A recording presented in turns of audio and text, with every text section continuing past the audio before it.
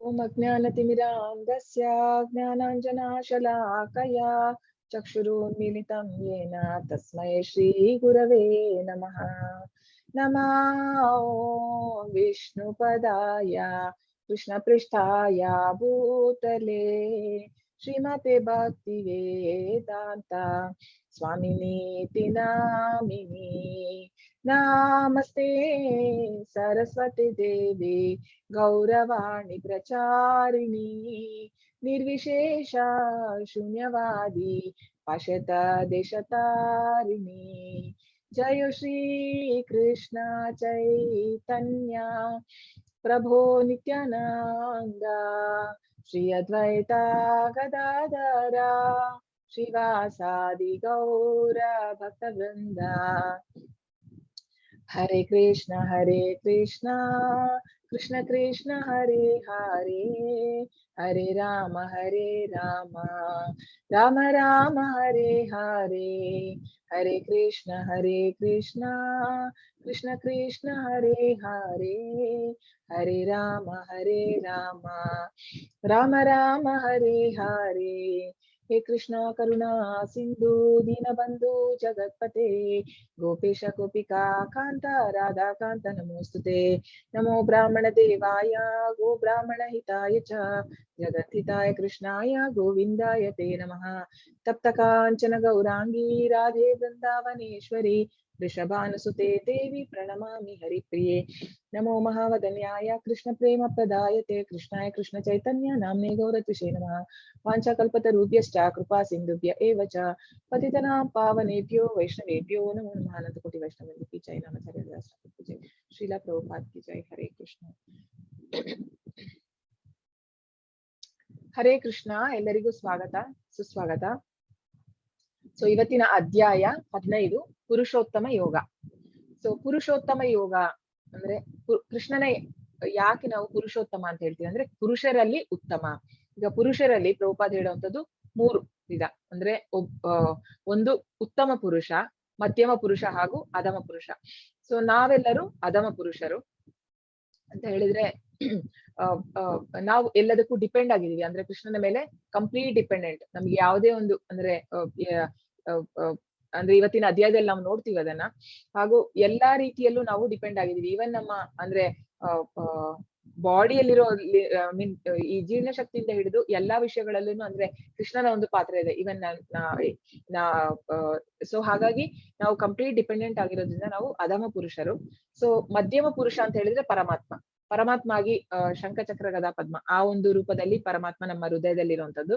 ಅವರು ಅಧಮ ಪುರುಷ. ಉತ್ತಮ ಪುರುಷ ಅಂದ್ರೆ ಕೃಷ್ಣ ಅಂದ್ರೆ ಕೃಷ್ಣನ ಪೂರ್ಣ ಇವನ್ ಇದ್ರಲ್ಲಿ ಓಂ ಪೂರ್ಣಮದಃ ಪೂರ್ಣಮಿದಂ ಪೂರ್ಣಾತ್ ಪೂರ್ಣಮುದಚ್ಯತೆ ಪೂರ್ಣಸ್ಯ ಪೂರ್ಣಮಾದಾಯ ಪೂರ್ಣಮೇವಾವಶಿಷ್ಯತೆ. ಅಂದ್ರೆ ಕೃಷ್ಣ ಪರಿಪೂರ್ಣ. ಕೃಷ್ಣನಿಂದ ಬರುವಂತ ಎಲ್ಲವೂ ಅವನ ಯಾವುದೇ ಒಂದು ಇನ್ಕಾರ್ನೇಷನ್ಸ್ ಇರ್ಬೋದು ಅದೆಲ್ಲ ಸಹ ಪರಿಪೂರ್ಣ. ಅದರಲ್ಲೇ ಪರಿಪೂರ್ಣ. ಅದರಲ್ಲಿ ಯಾವುದೋ ಒಂದು ಅಂದ್ರೆ ಈಗ ಅವನಿಂದ ಬರುವಂತದ್ದು ಒಂದು ಈ ಭೌತಿಕ ಜಗತ್ತಿರ್ಬೋದು ಅಥವಾ ಆಧ್ಯಾತ್ಮಿಕ ಜಗತ್ತಿರ್ಬೋದು ಅಥವಾ ಅವನ ಬೇರೆ ಬೇರೆ ಎಕ್ಸ್ಪ್ಯಾನ್ಷನ್ಸ್ ಇರ್ಬೋದು ಎಲ್ಲವೂ ಸಹ ಪರಿಪೂರ್ಣ ಅಂತ ಅದರಲ್ಲಿ ಹೇಳುವಂತದ್ದು. ಸೊ ಹಾಗಾಗಿ ಇವತ್ತಿನ ಅಧ್ಯಾಯ ತುಂಬಾ ಮುಖ್ಯವಾದದ್ದು. ನೋಡೋಣ ಕೃಷ್ಣ ಏನ್ ಹೇಳ್ತಾನೆ ಇದ್ರಲ್ಲಿ. ಅಂದ್ರೆ ಇದ್ರಲ್ಲಿ ಇವತ್ತು ಮೇನ್ ಆಗಿ ಏನಂದ್ರೆ ಈ ಅಧ್ಯಾಯದಲ್ಲಿ ನಾವು ನೋಡುವಂತದ್ದು ಆಧ್ಯಾತ್ಮಿಕ ಜಗತ್ತು ಹಾಗೂ ಭೌತಿಕ ಜಗತ್ತಿನ ಮಧ್ಯ ವ್ಯತ್ಯಾಸ. ಹಾಗೂ ಆಧ್ಯಾತ್ಮಿಕ ಜಗತ್ತಿಗೆ ಹೋಗ್ಬೇಕಾದ್ರೆ ನಾವು ಈ ಜಗತ್ತಿನಲ್ಲಿ ಯಾವ ತರ ಬಾಳ್ಬೇಕು ಅನ್ನೋದನ್ನ ಭಗವಂತ ನಮಗೆ ತೋರಿಸಿಕೊಡ್ತಾನೆ. ಶ್ರೀ ಭಗವಾನುವಾಚ ಊರ್ಧ್ವ ಮೂಲಂ ಅಧಃಶಾಖಂ ಅಶ್ವತ್ಥಂ ಪ್ರಾಹುರವ್ಯಯಂ ಛಂದಾಂಸಿ ಯಸ್ಯ ಪರ್ಣಾನಿ ಯಸ್ತಂ ವೇದ ಸ ವೇದವೇತ್. ದೇವೋತ್ತಮ ಪರಮ ಪುರುಷನು ಹೀಗೆ ಹೇಳಿದನು. ಬೇರುಗಳು ಮೇಲಿರುವ ಮತ್ತು ರಂಬೆಗಳು ಕೆಳಗಿರುವ ಅವಿನಾಶಿಯಾದ ಅಶ್ವತ್ಥ ವೃಕ್ಷ ಹೊಂದಿದೆ. ಅದರ ಎಲೆಗಳು ವೇದ ಮಂತ್ರಗಳು ಎಂದು ಹೇಳುತ್ತಾರೆ. ಈ ಮರವನ್ನು ತಿಳಿದವನು ವೇದಗಳನ್ನು ತಿಳಿದವನು. ಸೊ ಈಗ ನಾವು ಇದನ್ನ ಇದ್ರಲ್ಲಿ ನೆಕ್ಸ್ಟ್ ಇದ್ರಲ್ಲಿ ನೋಡೋಣ. ಈಗ ನೋಡಿ ಈ ತರ ಒಂದು ವೃಕ್ಷ ಅಂತ ಹೇಳಿದ್ರೆ ಈ ಒಂದು ವೃಕ್ಷ ಏನಿದೆ ಅಂದ್ರೆ ಇದು ಗೋಲೋಕದಲ್ಲಿ ನಿಜವಾದ ವೃಕ್ಷ ಇರುವಂತದ್ದು. ನಮ್ಮ ಭೌತಿಕ ಜಗತ್ತಿನ ಇದಕ್ಕೆ ಕಂಪೇರ್ ಮಾಡಿದ್ದಾರೆ. ಅಂದ್ರೆ ಬ್ಯಾನಿಯನ್ ಟ್ರೀ ಅಂತೀವಲ್ಲ, ಅಶ್ವತ್ಥ ವೃಕ್ಷ ಅಂದ್ರೆ ಊರ್ಧ್ವ ಮೂಲ ಅಂತ ಹೇಳಿದ್ರೆ ಉಲ್ಟಾ ಇರುವಂತದ್ದು. ಅಂದ್ರೆ ಇಲ್ಲಿಂದ ಬೇರೆ, ಈಗ ನಮ್ಮ ಈ ಇದ್ರಲ್ಲಿ ನಾವು ಈ ತರ ಒಂದು ಮರವನ್ನ ನಾವು ಈ ಭೌತಿಕ ಜಗತ್ತಲ್ಲಿ ನೋಡಕ್ಕೆ ಸಾಧ್ಯ ಇಲ್ಲ. ಇದೊಂದು ಇಮ್ಯಾಜಿನೇಷನ್. ಸೊ ಇದನ್ನ ನಾವು ಹೇಗೆ ಅನ್ಕೊಳ್ಬಹುದು ಅಂತ ಹೇಳಿದ್ರೆ, ಈಗ ಒಂದು ನದಿ ಹತ್ರ ನಾವು ಹೋದ್ರೆ ಒಂದು ಮರ ಇದ್ರೆ ಮರದ ಒಂದು ನೆರಳು ಕಾಣುವಂಥದ್ದು. ಸೊ ಇಲ್ಲಿ ಭೌತಿಕ ಜಗತ್ತು ಸ್ಟಾರ್ಟ್ ಆಗುವಂಥದ್ದು. ಇದು ನಿಜವಾದ ಮರ ಇರುವಂತದ್ದು ಗೋಲೋಕದಲ್ಲಿ. ನಮ್ಮದು ಭೌತಿಕ ಜಗತ್ತೇನಿದೆ ಅದು ಈ ಬೇರುಗಳಿಂದ ಶುರುವಾಗುವಂಥದ್ದು. ಇಲ್ಲಿ ಬೇರು ನೋಡ್ಬೋದು ನೀವು. ಸೊ ಬೇರಿಂದ ಶುರುವಾಗುವಂಥದ್ದು, ಹಾಗೂ ಬೇರಲ್ಲಿ ಮೇಲೆ ಇರುವಂತದ್ದು ಅಂದ್ರೆ ಮೇಲೆ ಇರುವಂತದ್ದು ಹೈಯರ್ ಪ್ಲಾನೆಟ್ಸ್, ಅಂದ್ರೆ ಉನ್ನತ ಲೋಕಗಳು ಮೇಲೆ ಇರುವಂತದ್ದು. ಕೆಳಗಡೆ ಹೋಗ್ತಾ ಇನ್ನು ಕೆಳಗಿನ ಇದು ಇರುವಂತದ್ದು. ಈಗ ನಾವಿಲ್ಲಿ ನೋಡ್ಬೋದು, ಅಂದ್ರೆ ಇದರ ಎಲೆಗಳನ್ನ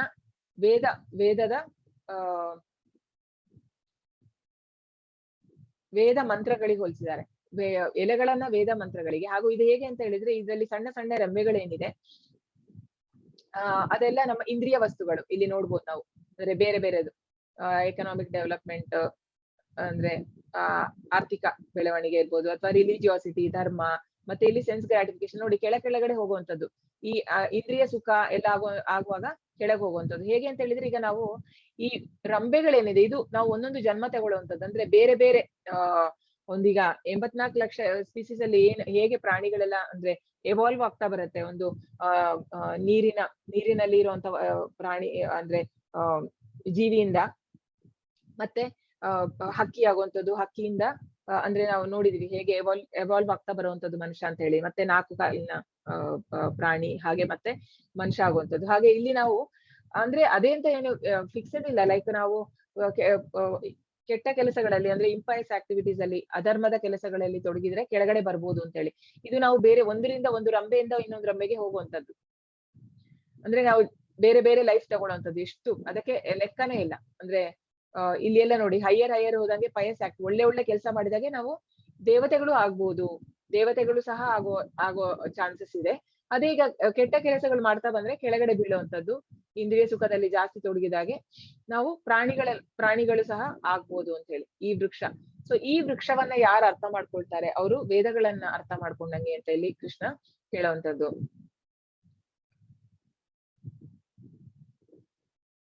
ಅಧಶ್ಚೋರ್ಧ್ವಂ ಪ್ರಸೃಪ್ತಾ ತಸ್ಯ ಶಾಖಾ ಗುಣ ಪ್ರವೃದ್ಧ ವಿಷಯ ಪ್ರವಾಲ ಅಧಶ್ಚ ಮೂಲಾನ್ಯ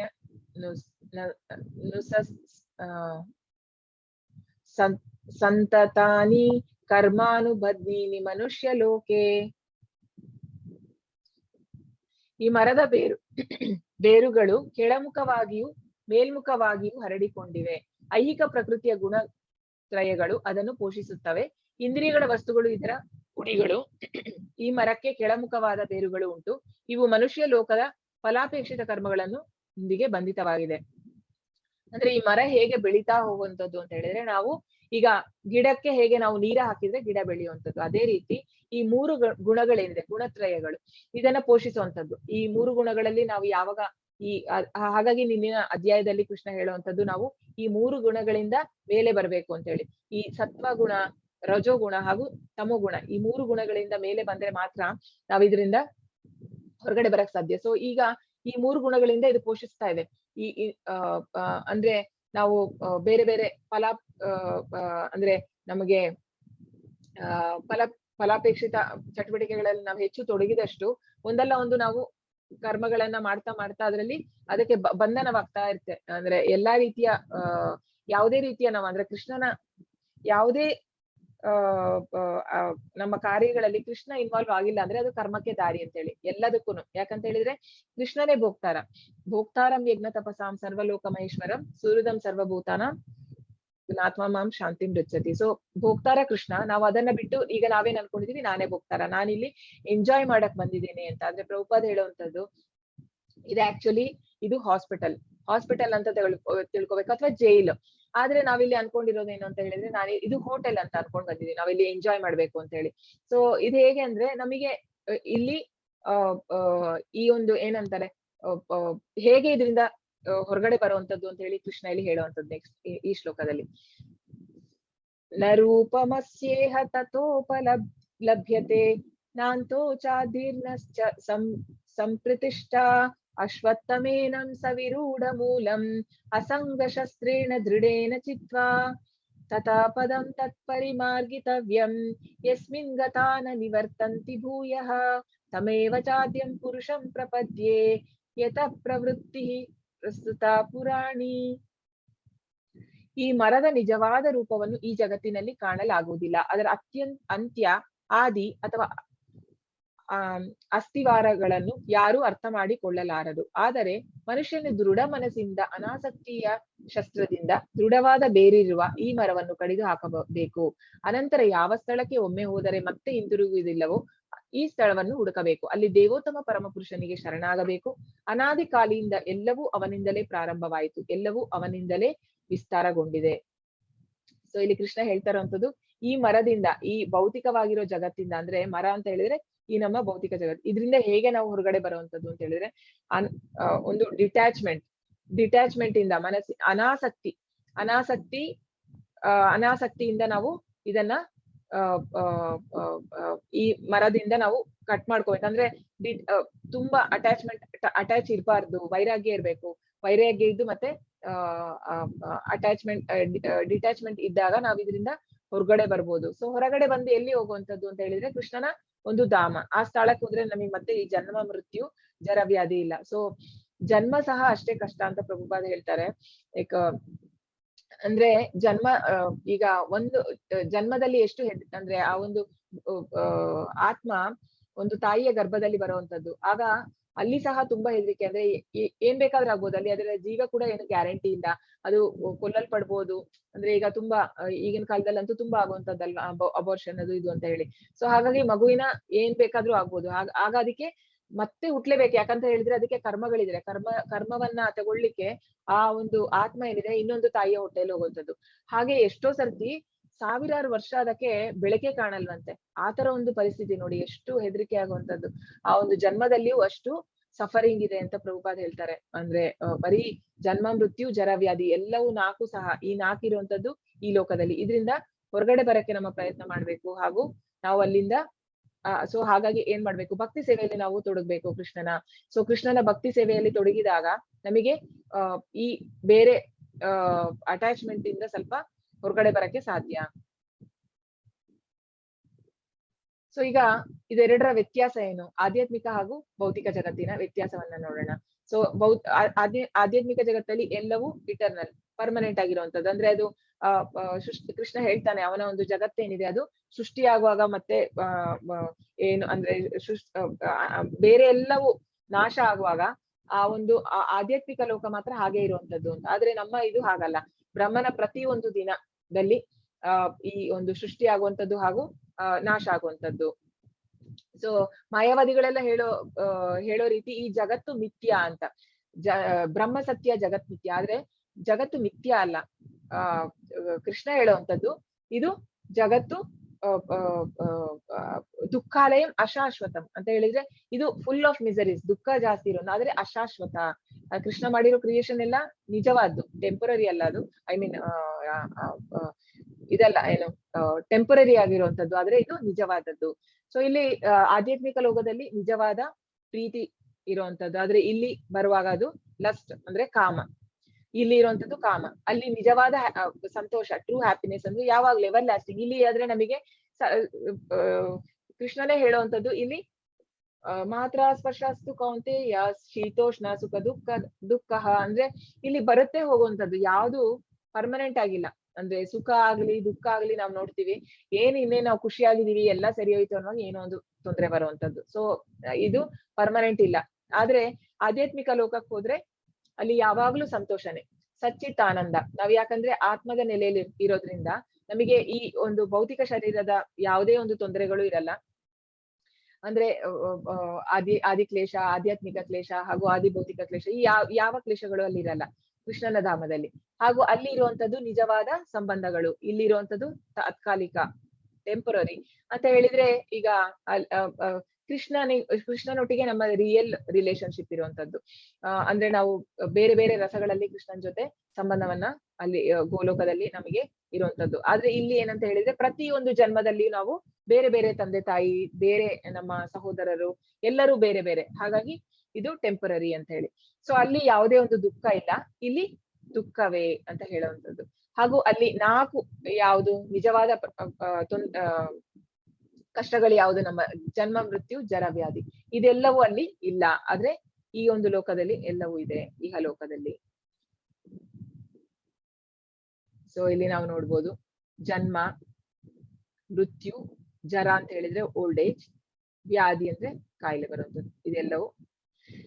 ಸೊ ಇಲ್ಲಿ ಹೀಗೆ ಇಲ್ಲಿ ಹೇಗೆ ಈಗ ಪ್ರಾಣಿಗಳು ಆಗ್ಲಿ ಮನುಷ್ಯರಾಗಲಿ ನಾವು ಹೇಳುವಂತದ್ದು ನಂದು ಸ್ಥಳ, ಈ ಸ್ಥಳ ನನಗೆ ಸೇರಿದ್ದು, ಇಲ್ಲ ಈ ಸ್ಥಳ ನನಗೆ ಅಂತ ಹೇಳಿದ್ರೆ, ಈಗ ಪ್ರಭುಪಾದ ಇದಕ್ಕೆ ಒಳ್ಳೆ ಉದಾಹರಣೆ ಹೇಳುವಂತದ್ದು ಅಂದ್ರೆ, ಈಗ ನಾವು ಹೋಗಿ ಯಾವುದೋ ಒಂದು ಅಂದ್ರೆ ಇವರು ಎನ್.ಡಿ. ಪ್ರಭುಜಿ ಹೇಳುವಂತದ್ದು ಇದು.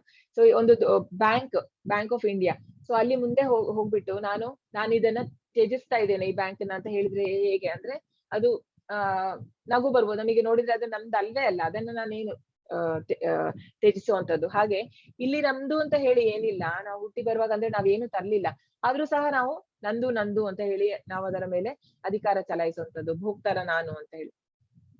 ಸೊ ವಾಸ್ತವವಾಗಿ ಈ ಪ್ರದೇಶ ಅವರಿಬ್ಬರಿಗೂ ಸೇರಿಲ್ಲ. ಸೊ ಇವನು ನಾವ್ ಹೇಳುವಂತದ್ದು ಈ ಆಸ್ತಿ ನನಗೆ ಸೇರಿದ್ದು ಅಂತ, ಆದ್ರೆ ನಾವಿಲ್ಲಿ ತಾತ್ಕಾಲಿಕವಾಗಿ ಇದ್ದೇವೆ ಎಂದು ನಮಗೆ ಮರೆತು ಹೋಗಿದೆ. ಸೊ ಇದೀಗ ನಾವು ಅಂದ್ರೆ ಈ ದೇಹದ ಭಾವನೆಯಲ್ಲಿ ಇದ್ದಾಗ ಏನಾಗುತ್ತೆ, ನಮಗೆ ಯಾರು ಹೇಳಿದ ಕೂಡಲೇ ನಮ್ಗೆ ಏನೇ ಹೇಳಿದ್ರು ನಾವ್ ಅದನ್ನ ತುಂಬಾ ಹರ್ಟ್ ಆಗುವಂತದ್ದು ಅಂತಂದ್ರೆ ಏನು ಅಂದ್ರೆ, ನಾವು ದೇಹದ ಭಾವನೆಯಲ್ಲಿ ಇದೀವಿ. ಸೊ ದೇಹದ ಭಾವನೆಯಲ್ಲಿ ಇದ್ದಾಗ ನಮಗೆ ಏನಾಗುತ್ತೆ, ನಾನು ನನ್ನ ದೇಹದ ಒಂದು ಐಡೆಂಟಿಫಿಕೇಶನ್ ಜೊತೆ ನಾನು ಐಡೆಂಟಿಫೈ ಮಾಡ್ಕೊಳ್ತೀನಿ, ನನ್ನ ಆತ್ಮ ಅಂತ ನನಗೆ ಮರ್ತು ಹೋಗುವಂತದ್ದು. ಆಗ ನಾನು ಯಾರೇ ಏನಾದ್ರು ಹೇಳಿದಾಗ ಕೋಪ ಬರುವಂತದ್ದು.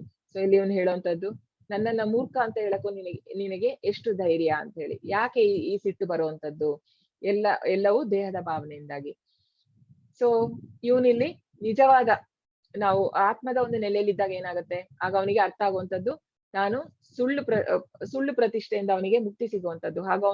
ಆಗ ಅರ್ಥ ಆಗುವಂತದ್ದು ನಮಗೆ ಈ ಭಗವದ್ಗೀತೆಯ ಜ್ಞಾನದಿಂದ ನಮಗೆ ಏನ್ ಅರ್ಥ ಆಗುವಂತದ್ದು ಅಂದ್ರೆ, ನಾನೆಂತಹ ಮೂರ್ಖ, ನನ್ನ ನಿತ್ಯವಾದ ಧಾಮ ಅಂದ್ರೆ ನಾನು ಇರ್ಬೇಕಾಗಿದ್ದು ಕೃಷ್ಣನ ಲೋಕದ ಧಾಮದಲ್ಲಿ, ಅದನ್ನು ಬಿಟ್ಟು ಇಲ್ಲಿ ಬಂದು ಸಫರ್ ಆಗ್ತಾ ಇದೀನಲ್ಲ ಅಂತ ಹೇಳಿ ನಮಗೆ ಅದರ ಅರಿವಾಗತ್ತೆ.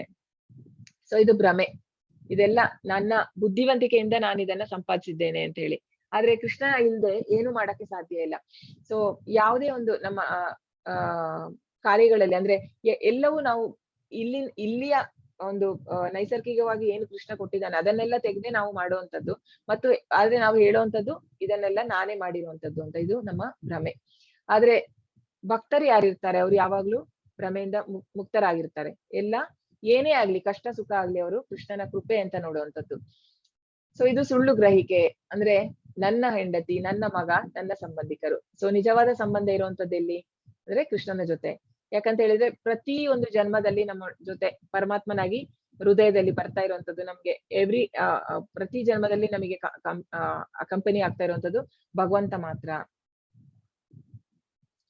ಸೊ ಈಗ ನಮ್ಮ ಪರಿಸ್ಥಿತಿ ಈ ತರ ಇದೆ ಈ ಜಗತ್ತಿನಲ್ಲಿ, ಅಂದ್ರೆ ಎಷ್ಟು ಕಷ್ಟ ಇದು ಈ ತರ ಇರುವಂತದ್ದು. ಅಂದ್ರೆ ನೈಜವಾದ ಪರಿಸ್ಥಿತಿ ಅಲ್ಲ, ಅಂದ್ರೆ ನಮ್ದು ನಿಜವಾದ್ದು ಅಂದ್ರೆ ಜೀವೇರೇ ಸ್ವರೂಪವೇ ಕೃಷ್ಣರೇ ನಿತ್ಯದಾಸ್. ಸೊ ನಮ್ಮ ಒಂದು ಆರ್ಟಿಫಿಷಿಯಲ್ ಆಗಿ ನಾವು ಈ ಒಂದು ಇದ್ರಲ್ಲಿ ಇರುವಂತದ್ದು ಕಷ್ಟ. ಅಂದ್ರೆ ನಾವು ಯಾವಾಗ್ಲೂ ಈ ಆತ್ಮದ ಗುಣ ಏನಿದೆ ಅದು ಯಾವಾಗ್ಲೂ ಸಂತೋಷವಾಗಿರುವಂತದ್ದು, ಹ್ಯಾಪಿ ಆಗಿರುವಂತದ್ದು. ಆದ್ರೆ ನಮಗೆ ಇಲ್ಲಿ ಏನಾಗಿದೆ ಅಂತ ಹೇಳಿದ್ರೆ, ಈ ಭೌತಿಕ ಶರೀರದಿಂದಾಗಿ ಈ 3 ಗುಣಗಳಿಂದ ನಾವು ಎಲ್ಲಾ ರೀತಿಯ ಬೇಡದೇ ಇರೋ ಅಂದ್ರೆ ದುಃಖದಲ್ಲಿ ಮುಳುಗಿದ್ದೇವೆ ಅಂತ ಹೇಳ್ಬೋದು. ಸೊ ಈಗ ಕೃಷ್ಣನ ಒಂದು ಧಾಮ ಹೇಗಿದೆ ಅಂದ್ರೆ, ಇಲ್ಲಿ ಕೃಷ್ಣ ಇನ್ವಿಟೇಷನ್ ಕೊಡುವಂತದ್ದು ಅಂತ ಹೇಳ್ಬೋದು ಈ ಒಂದು ಅಧ್ಯಾಯದಲ್ಲಿ. ಅಂದ್ರೆ ನಮಗೆ ಅವನ ಒಂದು ಧಾಮಕ್ಕೆ ಬರ್ಲಿ, ಹೇಗೆ ಇದೆ ಅಲ್ಲಿ ಧಾಮ ಅಂತ ಹೇಳಿ. ನ ತದ್ಭಾಸಯತೆ ಸೂರ್ಯೋ ನ ಶಾಶಾಂಕೋ ನ ಪಾವಕಃ ಯದ್ಗತ್ವಾ ನ ನಿವರ್ತಂತೆ ತದ್ದಾಮ ಪರಮಂ ಮಮ. ನನ್ನ ಆ ಪರಮಧಾಮವನ್ನು ಸೂರ್ಯಚಂದ್ರರಾಗಲಿ ಅಗ್ನಿ ವಿದ್ಯುತ್ ಶಕ್ತಿಗಳಾಗಲಿ ಬೆಳಗುವುದಿಲ್ಲ, ಅದನ್ನು ತಲುಪಿದವರು ಈ ಐಹಿಕ ಜಗತ್ತಿನಿಗೆ ಮತ್ತೆ ಬರುವುದಿಲ್ಲ. ಸೊ ಅಲ್ಲಿ ಕೃಷ್ಣನ ಒಂದು ಧಾಮ ಏನಿದೆ, ಅಲ್ಲಿ ಯಾವುದೇ ಒಂದು ಸೂರ್ಯ ಚಂದ್ರರ ಬೆಳಕು ಬೇಕಾಗಿಲ್ಲ. ಇದು ಬೇಕಾಗಿರೋದು ನಾವಿರೋ ಈ ಭೌತಿಕ ಇದ್ರಲ್ಲಿ ಮಾತ್ರ. ಅಂದ್ರೆ ನಮ್ಮ ಈ ಭೌತಿಕ ನಮ್ದೇನ್ ಜಗತ್ತಿದೆ ಇದೇ ತರ ತುಂಬಾ ಬ್ರಹ್ಮಾಂಡಗಳಿದೆ. ಸೊ ಅದ್ರಲ್ಲಿ ಮಾತ್ರ ಈ ಸೂರ್ಯನ ಬೆಳಕು ಬೇಕಾಗಿರುವಂತದ್ದು. ಆದ್ರೆ ಇಲ್ಲಿ ಕೃಷ್ಣನ ಒಂದು ಧಾಮ ಏನಿದೆ ಅಲ್ಲಿ ಕೃಷ್ಣನ ಫುಲ್ ಯಾವಾಗ್ಲೂ ಎಫಲ್ಜೆಂಟ್ ಆಗಿರುವಂತದ್ದು, ಅಂದ್ರೆ ಯಾವಾಗ್ಲೂ ಪ್ರಕಾಶಮಯವಾಗಿರುವಂತದ್ದು ಅಂತ ಇಲ್ಲಿ ಕೃಷ್ಣ ಹೇಳುವಂತದ್ದು. ಅದಕ್ಕೆ ಮತ್ತೆ ಅಲ್ಲಿಗೆ ಹೋದ್ರೆ ಒಂದ್ಸತಿ ನಾವು ಮತ್ತೆ ಬರಲ್ಲ, ಅದು ನನ್ನ ಪರಮಧಾಮ ಅಂತ ಕೃಷ್ಣ ಹೇಳ್ತಾ ಇರುವಂತದ್ದು. ಸೊ ಎರಡು ರೀತಿಯ ಜನರು, ಒಬ್ರು ಕ್ಷರರು ಹಾಗೂ ಅಕ್ಷರರು ಅಂತ ಹೇಳಿ. ಅಲ್ಲಿ ಇರುವಂತವ್ರು ಅಂದ್ರೆ ನಾವೆಲ್ಲ ಕ್ಷರರು, ಅಂದ್ರೆ ನಾವು ತಪ್ಪುಗಳನ್ನ ಮಾಡ್ತೇವೆ ಹಾಗೂ ನಮ್ಮಿಂದ ಮಿಸ್ಟೇಕ್ಸ್ ಆಗುವಂತದ್ದು ನಮ್ಮ 4 ದೋಷಗಳಲ್ಲಿ ಒಂದು ಅಲ್ವಾ. ನಮ್ಮ ಇಂದ್ರಿಯಗಳು ಪರಿಪೂರ್ಣವಲ್ಲ, ನಾವು ಇಲ್ಯೂಷನ್ ಭ್ರಮೆಗೆ ಒಳಗಾಗ್ತೀವಿ, ನಾವು ತಪ್ಪುಗಳನ್ನ ಮಾಡ್ತೀವಿ ಹಾಗೂ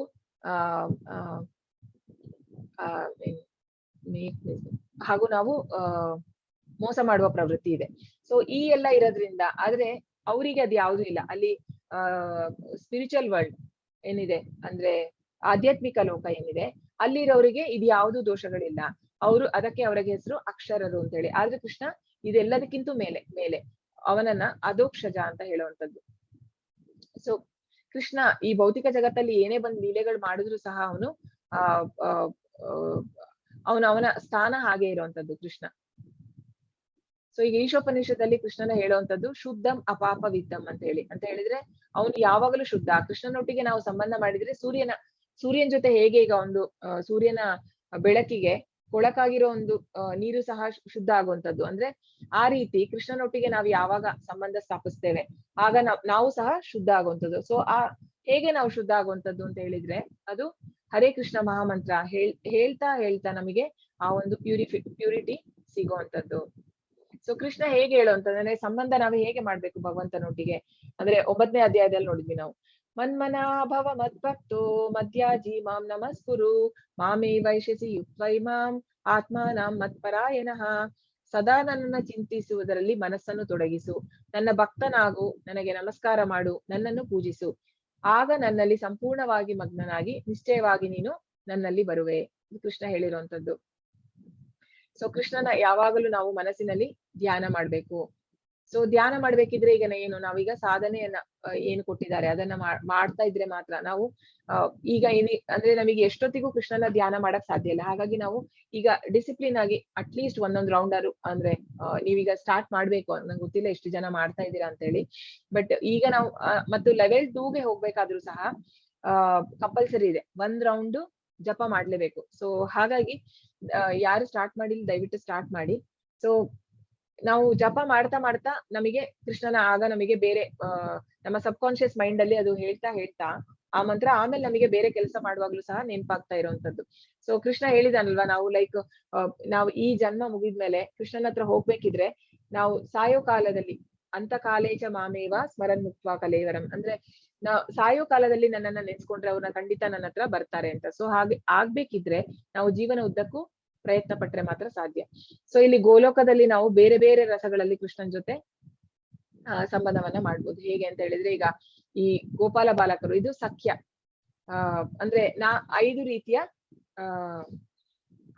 ಅಂದ್ರೆ ರಸಗಳಿದೆ. ಅದು ಯಾವುದೆಲ್ಲ ಅಂತ ಹೇಳಿದ್ರೆ ಒಂದು ಶಾಂತರಸ ಅಂತ ಹೇಳಿದ್ರೆ ಈ ಹಸು ಮತ್ತೆ ನವಿಲು ಇವೆಲ್ಲ ಶಾಂತರಸದಲ್ಲಿ ಕೃಷ್ಣನನ್ನ ಸೇವೆ ಮಾಡುವಂತದ್ದು. ಮತ್ತು ನೆಕ್ಸ್ಟ್ ಬರುವಂತದ್ದು ದಾಸ್ಯ ರಸ. ಸೊ ದಾಸ್ಯ ರಸದಲ್ಲಿ ಹನುಮಾನ್. ಸೊ ಹನುಮಾನು ದಾಸ್ಯ ರಸದಲ್ಲಿ ಸೇವೆ ಮಾಡುವಂತದ್ದು. ಹಾಗೂ 3ನೇದು ಇದು ವಾತ್ಸಲ್ಯ ರಸ ಅಂತ ಹೇಳಿದ್ರೆ ತಂದೆ ತಾಯಿಯಾಗಿ ಕೃಷ್ಣನೊಟ್ಟಿಗೆ ಆ ಒಂದು ರಸದಲ್ಲಿ ಕೃಷ್ಣನೊಟ್ಟಿಗೆ ಸಂಬಂಧ ಮಾಡುವಂತದ್ದು. ನೆಕ್ಸ್ಟ್ ಬರುವಂತದ್ದು ಸಾಕ್ಯ ಅಂತ ಹೇಳಿದ್ರೆ ಈ ಗೋಪಾಲ ಬಾಲಕರು, ಈಗ ಅರ್ಜುನ ಇವರೆಲ್ಲ ಸಾಕ್ಯ ರಸದಲ್ಲಿ ಬರುವಂತದ್ದು. ಮತ್ತು ಲಾಸ್ಟ್ ಮಾಧುರ್ಯ ರಸ ಬಂದು ಹೈಯೆಸ್ಟ್. ಸೊ ಗೋಪಿಕೆಯರ ಜೊತೆ ಕೃಷ್ಣ ಇರುವಂತದ್ದು ಮಾಧುರ್ಯ ರಸ. ಈ ಎಲ್ಲಾ ರಸ ಅಂದ್ರೆ ನಮ್ಮ ಆತ್ಮಕ್ಕೆ ಯಾವುದೋ ಒಂದು ರಿಲೇಶನ್ಶಿಪ್ ಇದೆ ಕೃಷ್ಣನ್ ಜೊತೆ, ಆದ್ರೆ ನಮಗೆ ಅದೀಗ ಮರ್ತೋಗಿದೆ, ನಮಗೆ ಯಾವ್ದು ಅಂತ ಗೊತ್ತಿಲ್ಲ. ಬಟ್ ಅದು ಯಾವಾಗ ರಿವೈವ್ ಆಗುತ್ತೆ ಅಂತ ಹೇಳಿದ್ರೆ ಅಂದ್ರೆ ಆಧ್ಯಾತ್ಮಿಕ ಲೋಕಕ್ಕೆ ಹೋದಾಗ ನಮಗೆ ಅದರ ಒಂದು ಅರಿವಾಗುವಂತದ್ದು. ನಾನು ಯಾವ ಒಂದು ಸಂಬಂಧದಲ್ಲಿದ್ದೇನೆ ಕೃಷ್ಣನ್ ಜೊತೆ, ನಾನು ದಾಸ್ಯದಲ್ಲಿದ್ದೇನಾ ಅಥವಾ ನಾನು ಸಾಕ್ಯದಲ್ಲಿದ್ದೇನಾ ಅಥವಾ ಮಾಧುರ್ಯದಲ್ಲಿದ್ದೇನೆ ಅಂದ್ರೆ ಅದರ ರಿಯಲೈಸೇಷನ್. ಆದ್ರೆ ಈಗಿನ ಪರಿಸ್ಥಿತಿಯಲ್ಲಿ ನಾವು ಕೃಷ್ಣನನ್ನ ತಂದೆಯನ್ನಾಗಿ ನೋಡುವಂತದ್ದು.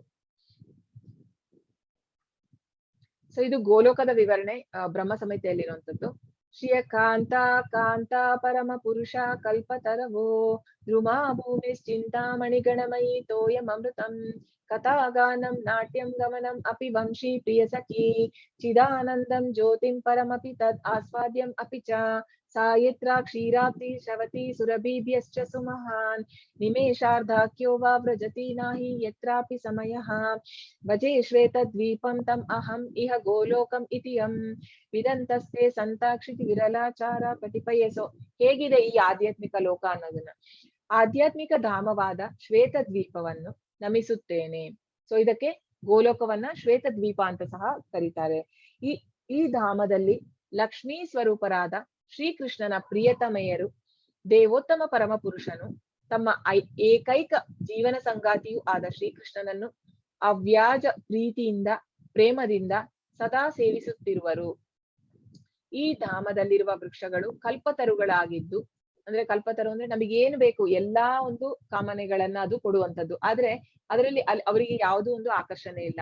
ನಾವ್ ಇದ್ರಲ್ಲಿ ನೋಡ್ಬೋದು, ಇದೆಲ್ಲ ಚಿಂತಾಮಣಿ ಅಂತ ಹೇಳ್ತಾರೆ. ಅಂದ್ರೆ ಚಿಂತಾಮಣಿ ಅಂತ ಹೇಳಿದ್ರೆ ನಾವ್ ಅದರಿಂದ ಏನ್ ಬೇಕಾದ್ರೂ ಪಡಿಬಹುದು. ಆದ್ರೆ ಅವರಿಗೆಲ್ಲ ಆಕರ್ಷಣೆ ಕೃಷ್ಣನ ಹತ್ರ. ಅಲ್ಲಿ ಅವರಿಗೆ ವೈಕುಂಠದಲ್ಲೂ ಅಷ್ಟೇ, ಅಂದ್ರೆ ಯಾರಿಗೂ ಅವರ ಹೆಂಡತಿಯರ ಮೇಲೆ ಆಕರ್ಷಣೆ ಇಲ್ವಂತೆ. ಅಲ್ಲಿ ಎಲ್ಲ ದೇವರ ಮೇಲೆ, ಕೃಷ್ಣನ ಮೇಲೆ ಆಕರ್ಷಣೆ. ಅಂದ್ರೆ ಅಷ್ಟು ಸುಂದರವಾಗಿರ್ತಾರೆ ಅವರೆಲ್ಲ, ಆದ್ರೂ ಸಹ ಅಲ್ಲಿ ದೇವರ ಮೇಲೆ ಆಕರ್ಷಣೆ. ಹಾಗಾಗಿ ಅವರನ್ನ ಅಕ್ಷರರು ಅಂತ ಹೇಳುವಂಥದ್ದು. ಸೊ ಈ ಧಾಮದಲ್ಲಿ ಈ ಭೂಮಿಯು ಚಿಂತಾಮಣಿಗಳಿಂದ ನಿರ್ಮಿತವಾಗಿದೆ. ಜಲ ಅಮೃತಮಯವಾಗಿದ್ದು, ಅಮೃತದಾಗಿದೆ ಅಂತೆ ಜಲ. ಪ್ರತಿಯೊಂದು ವಸ್ತುವು ಸಚ್ಚಿದಾನಂದ ಸ್ವರೂಪವಾಗಿದೆ. ಅಂದ್ರೆ ಎಲ್ಲದಕ್ಕೂ ಜೀವ ಇರುವಂತದ್ದಲ್ಲಿ, ಯಾವುದಕ್ಕೂ ಜೀವ ಇಲ್ಲ ಅಂತ ಇಲ್ಲ. ಮರಗಳಿಗೂ ಸಹ ಜೀವ ಇದೆ. ಅಂದ್ರೆ ಜೀವ ಅಂತ ಹೇಳಿದ್ರೆ ಪರ್ಸನಲ್ ಫಾರ್ಮ್ ಇದೆ, ರೂಪ ಇದೆ ಅಲ್ಲಿ. ಇಲ್ಲಿಯ ಮಾತುಗಳು ಕೂಡ ಶ್ರೀಕೃಷ್ಣ ಕಥೆಯೇ ಆಗಿದೆ. ನಡಿಗೆಯು ನಾಟ್ಯಭರಿತವಾಗಿದೆ. ಶ್ರೀಕೃಷ್ಣನ ಮುರುಳಿನಾದವೇ ಸಂಗೀತವಾಗಿದೆ. ಇಲ್ಲಿಯ ಬೆಳಕು ಹಾಗೂ ಎಲ್ಲ ರೀತಿಯ ಚಲವಲನಗಳು ಅಧ್ಯಾತ್ಮ ಸ್ವರೂಪವಾಗಿದೆ. ಗೋವುಗಳು ಸುರಿಸಿದ ಹಾಲು ಅಮೃತ ಸಮುದ್ರವಾಗಿದೆ.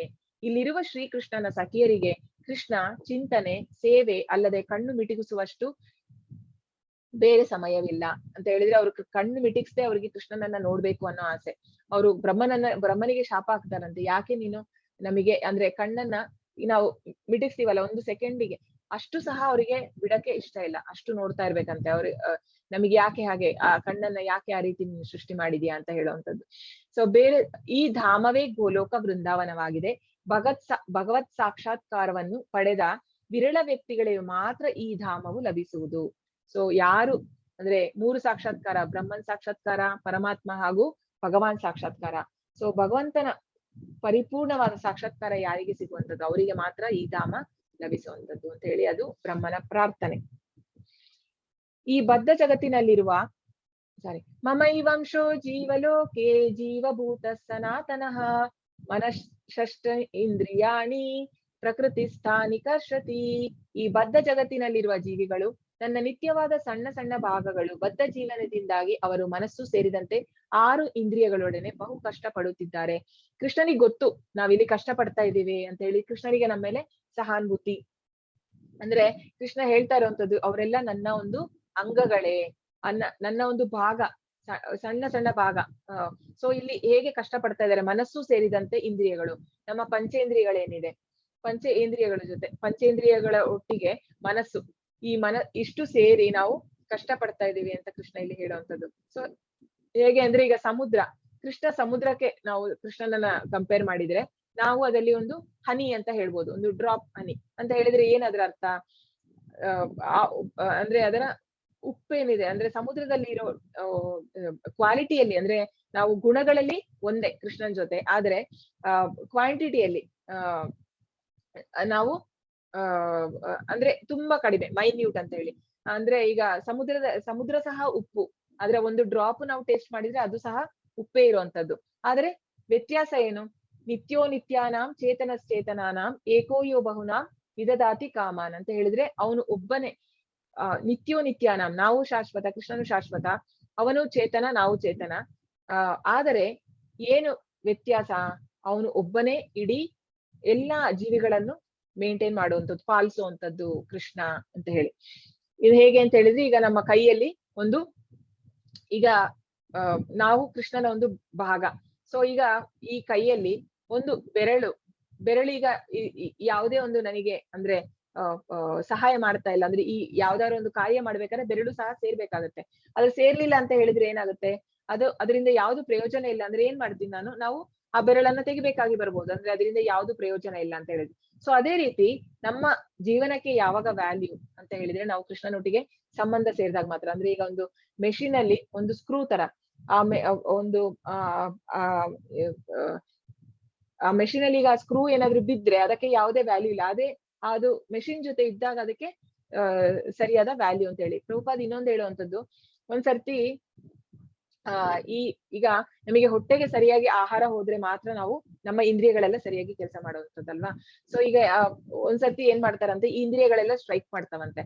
ಸೊ ಕೆಲ್ಸ ಎಲ್ಲ ನಾವು ಮಾಡುವಂತದ್ದು, ಹೊಟ್ಟೆಗೆ ಯಾಕೆ ನಾವು ಊಟ ಕೊಡ್ಬೇಕು, ಕೊಡೋದ್ ಬೇಡ, ನಾವೆಲ್ಲ ಸ್ಟ್ರೈಕ್ ಮಾಡೋಣ, ಅವ್ನ್ ಮಾತ್ರ ಸುಮ್ನೆ ತಿಂತಾನೆ, ನಾವೆಲ್ಲ ಕೆಲ್ಸ ಮಾಡ್ಬೇಕು ಅಂತ ಹೇಳಿ ಅವರೆಲ್ಲ ಒಂದ್ಸತಿ ಸ್ಟ್ರೈಕ್ ಮಾಡ್ತಾರಂತೆ. ಸೊ ಏನ್ ಮಾಡ್ತಾರೆ, ಎಲ್ಲರೂ ಸ್ಟ್ರೈಕ್ ಮಾಡ್ತಾರೆ, ಹೊಟ್ಟೆಗೇನು ಕೊಡಲ್ಲ. ಹೊಟ್ಟೆಗೆ ಏನಾಗುತ್ತೆ, ಹೊಟ್ಟೆಗೆ ಏನ್ ತೊಂದ್ರೆ ಇಲ್ಲ, ಹೊಟ್ಟೆಗೆ ಇನ್ನು ಒಳ್ಳೇದಾಗತ್ತೆ ಒಂದಿನ, ಅಂದ್ರೆ ಅದಕ್ಕೆ ಫ್ರೀ ಆಗತ್ತೆ, ಕೆಲ್ಸ ಇಲ್ಲ, ಜೀರ್ಣ ಮಾಡುವಂತದ್ದು ಏನಿಲ್ಲ. ಸೊ ಹೊಟ್ಟೆಗೆ ಏನು ಕೊಡಲ್ಲ.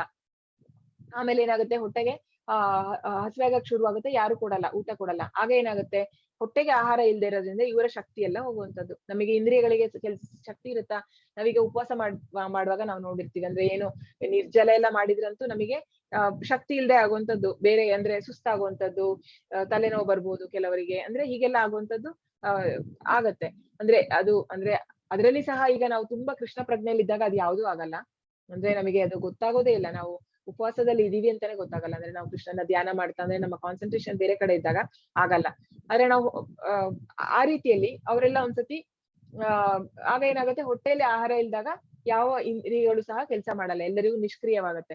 ಆಗ ಓಕೆ, ಅರ್ಥ ಆಗುತ್ತೆ, ಓ ನಮಗೆ ಶಕ್ತಿ ಬರ್ತಾ ಇರುವಂತದ್ದು ಹೊಟ್ಟೆಯಿಂದನೇ, ಹೊಟ್ಟೆಗೆ ನಾವು ಆಹಾರ ಕೊಟ್ಟಿಲ್ಲ ಅಂದ್ರೆ ನಮಗೆ, ಹಾಗಾಗಿ ಅವ್ರು ಅದನ್ನ ಅರ್ಥ ಮಾಡ್ಕೊಳ್ಳುವಂಥದ್ದು. ಹಾಗೆ ನಾವು ಕೃಷ್ಣನ ಒಂದು ಭಾಗ, ನಾವು ಕೃಷ್ಣನ ತೃಪ್ತಿ ಪಡಿಸಿಲ್ಲ ಅಂದ್ರೆ ನಮ್ಮ ಆತ್ಮ ಅಳ್ತಾ ಇದೆ ಕೃಷ್ಣನಿಗೋಸ್ಕರ. ಸೊ ಆತ್ಮಕ್ಕೆ ನಾವು ಆ ಒಂದು ಆಹಾರ ಕೊಟ್ಟಿಲ್ಲ ಅಂದಾಗ ನಾವು ಹೇಗೆ ಸುಖವಾಗಿರೋಕೆ ಸಾಧ್ಯ, ಖಂಡಿತ ಸಾಧ್ಯ ಇಲ್ಲ.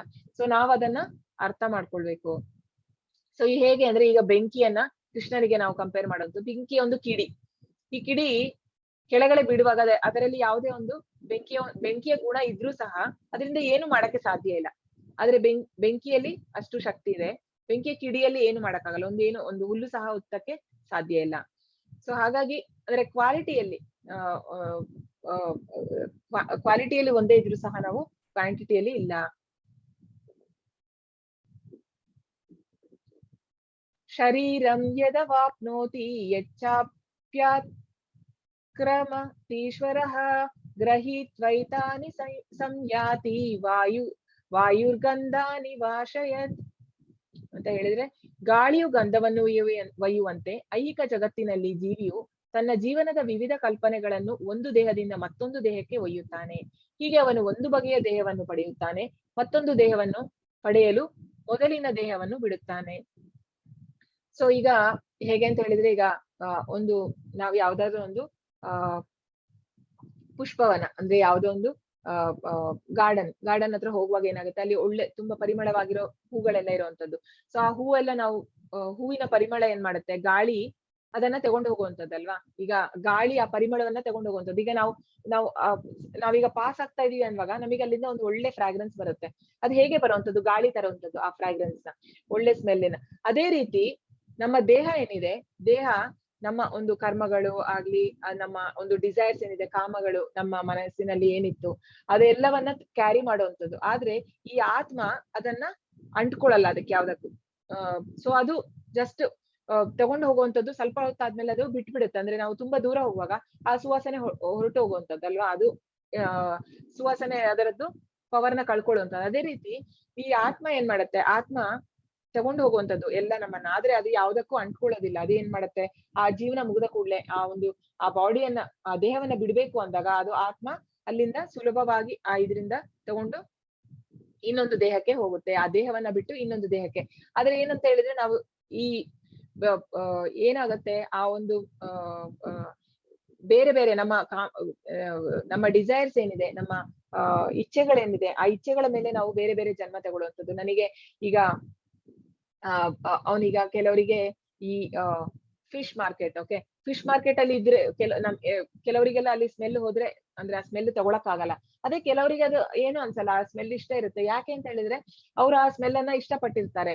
ಅಂದ್ರೆ ಅವರಿಗೆ ಅದು ಇಷ್ಟ ಆಗಿರುವಂತದ್ದು. ಆಗ ಏನಾಗುತ್ತೆ, ಅವರಿಗೆ ನೆಕ್ಸ್ಟ್ ಜನ್ಮ ಒಂದು ಮೀನಿನ ಜನ್ಮ ಸಹ ಸಿಗ್ಬೋದು. ಯಾಕಂತ ಹೇಳಿದ್ರೆ ಅವರಿಗೆ ಅದು ಆ ಒಂದು ಅದರ ಮೇಲೆ ಒಂದು ಆಕರ್ಷಣೆ ಇದೆ, ಆ ಒಂದು ಸ್ಮೆಲ್ಲಿನ ಇಷ್ಟ ಪಡ್ತಾರೆ ಅವರು. ಹಾಗಾಗಿ ನಾವು ಏನೊಂದು ಬೆಳೆಸ್ಕೊಳ್ತೀವಲ್ಲ ಆಸೆ, ಅದರ ರೀತಿಯಲ್ಲಿ ನಮಗೆ ದೇಹ ಸಿಗುವಂತದ್ದು. ಇಲ್ಲಿ ಅದನ್ನೇ ಕಂಪೇರ್ ಮಾಡಿರುವಂತದ್ದು ಇಲ್ಲಿ.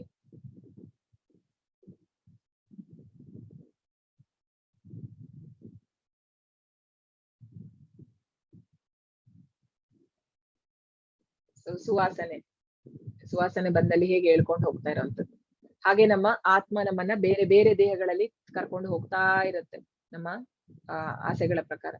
ಸೊ ಇದು ಹೇಗೆ, ಹಾಗಾಗಿ ನಾವು ಏನ್ ಮಾಡ್ಬೇಕು ಅಂತ ಹೇಳಿದ್ರೆ ಇದರಿಂದ ಹೇಗೆ ಅಂದ್ರೆ ಒಳ್ಳೆ ಒಂದು ಸಂಘ ಮಾಡ್ಬೇಕು. ಒಳ್ಳೆ ಒಂದು ಸಂಘದಿಂದ ಮಾತ್ರ ನಮಗೆ ಒಳ್ಳೆ ರೀತಿಯ ಇಚ್ಛೆಗಳು ಬರುವಂತ ಸಾಧ್ಯ. ಇಲ್ಲಾಂದ್ರೆ ಏನಾಗುತ್ತೆ, ನಮ್ಮ ಸಂಘ ಕೆಟ್ಟದಿದ್ರೆ ಅದರಿಂದ ನಮ್ಮ ಇಚ್ಛೆಗಳ ಮೇಲೆ ಅದು ಪರಿಣಾಮ ಬೀರುವಂತದ್ದು. ಸೊ ಚೈತನ್ಯ ಮಹಾಪ್ರಭುಗಳು ಹೇಳುವಂತದ್ದು, ಲವ ಮಾತ್ರ ಸಾಧು ಸಂಘೆ ಸರ್ವ ಸಿದ್ಧಿ ಹಾಯ ಅಂತ ಹೇಳಿದ್ರೆ, ಒಂದು ಈ ಸಾಧುಗಳ ಸಂಘ ಒಂದು ಕ್ಷಣ ಆದ್ರೂ ಸಹ ನಮಗೆ ಅದು ನಮ್ಮ ಪರಿಪೂರ್ಣತೆಯನ್ನ ನಮ್ಮ ಜೀವನದಲ್ಲಿ ತರ್ಬೋದು ಅಂತ ಹೇಳಿ. ಈಗ ನಾವೀಗ ಭಗವದ್ಗೀತೆಯಲ್ಲಿ ನಮಗೆ ಎಷ್ಟೊಂದು ಕೃಷ್ಣ ಹೇಳಿರುವಂತದ್ದು. ಸೊ ಅದ್ರಲ್ಲಿ ನಮ್ಗೆ ಯಾವ್ದೋ ಒಂದು ಶ್ಲೋಕವನ್ನಾದ್ರೂ ಅಟ್ಲೀಸ್ಟ್ ನಾವು ಕ್ಲಿಯರ್ ಆಗಿ ಅರ್ಥ ಮಾಡ್ಕೊಂಡ್ರೆ ಕೃಷ್ಣ ಏನ್ ಹೇಳ್ತಿದ್ದಾನೆ ಅಂದ್ರೆ, ನಮಗೆ ಅದರಿಂದ ಈ ಒಂದು ಜನ್ಮ ಮೃತ್ಯು ಜರ ವ್ಯಾಧಿ ಏನಿದೆ ಇದರಿಂದ ನಮಗೆ ಹೊರಗ್ ಬರಕ್ಕೆ ಸಾಧ್ಯ ಇದೆ.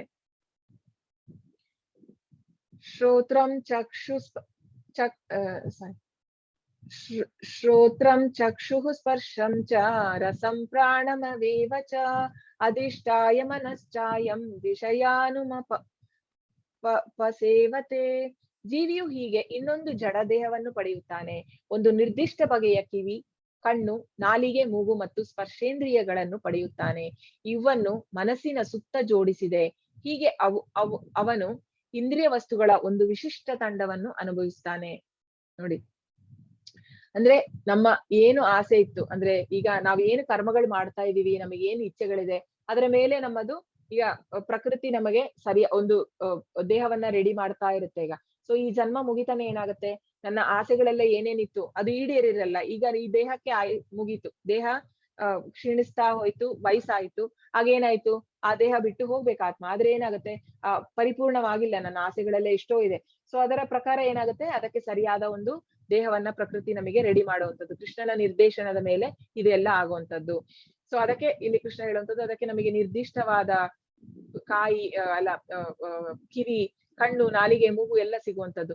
ಸೊ ಎಂತ ಒಂದು ಇದಂತ ಹೇಳಿದ್ರೆ, ನಮಗೆ ಆತ್ಮಕ್ಕೆ ಯಾವ ಒಂದು ದೇಹ ಸಿಗುತ್ತೆ ಅದನ್ನೇ ಅದು ಅದರಲ್ಲೇ ಅದು ಎಂಜಾಯ್ ಮಾಡುವಂಥದ್ದು, ನಮಗೆ ಮತ್ತೆ ಹೋಗುವಂಥದ್ದು. ನಮ್ಮ ಒಂದು ಏನು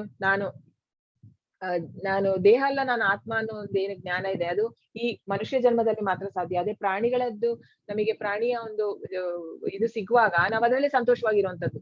ಸೊ ಈಗ ಒಂದ್ಸತಿ ಇದೇ ತರ ಇಂದ್ರ ಒಂದ್ಸತಿ ಹಂದಿಯಾಗಿರೋ ಕತೆ. ಇಂದ್ರನಿಗೆ ಒಂದ್ಸತಿ ಹಂದಿಯಾಗಿ ಅಂದ್ರೆ ಅವನು ಮಾಯೆ ಎಷ್ಟು ಸ್ಟ್ರಾಂಗ್ ಇದೆ ಅಂತ ನಾನು ಚೆಕ್ ಮಾಡ್ಬೇಕು ಅಂತ ಹೇಳಿ ಇಂದ್ರ ಒಂದ್ಸತಿ ಹೋಗ್ತಾನಂತೆ, ಬ್ರಹ್ಮನ ಹತ್ರ ಹೇಳ್ತಾನೆ, ನಾನು ಹಂದಿಯಾಗಿ ನಾನು ಜನ್ಮ ತಗೊಳ್ತೇನೆ ಅಂತ. ಸರಿ ಆಯ್ತು ಅಂತ ಹೇಳಿ ಕಳಿಸ್ತಾನಂತೆ. ಸೊ ಅವನೇನ್ ಮಾಡ್ತಾನೆ, ಅವನು ಹಂದಿಯಾಗಿ ಬಂದಿದ ತಕ್ಷಣ ಏನಾಗುತ್ತೆ, ಅವನಿಗೆ ಅವನದ್ದೇ ಒಂದು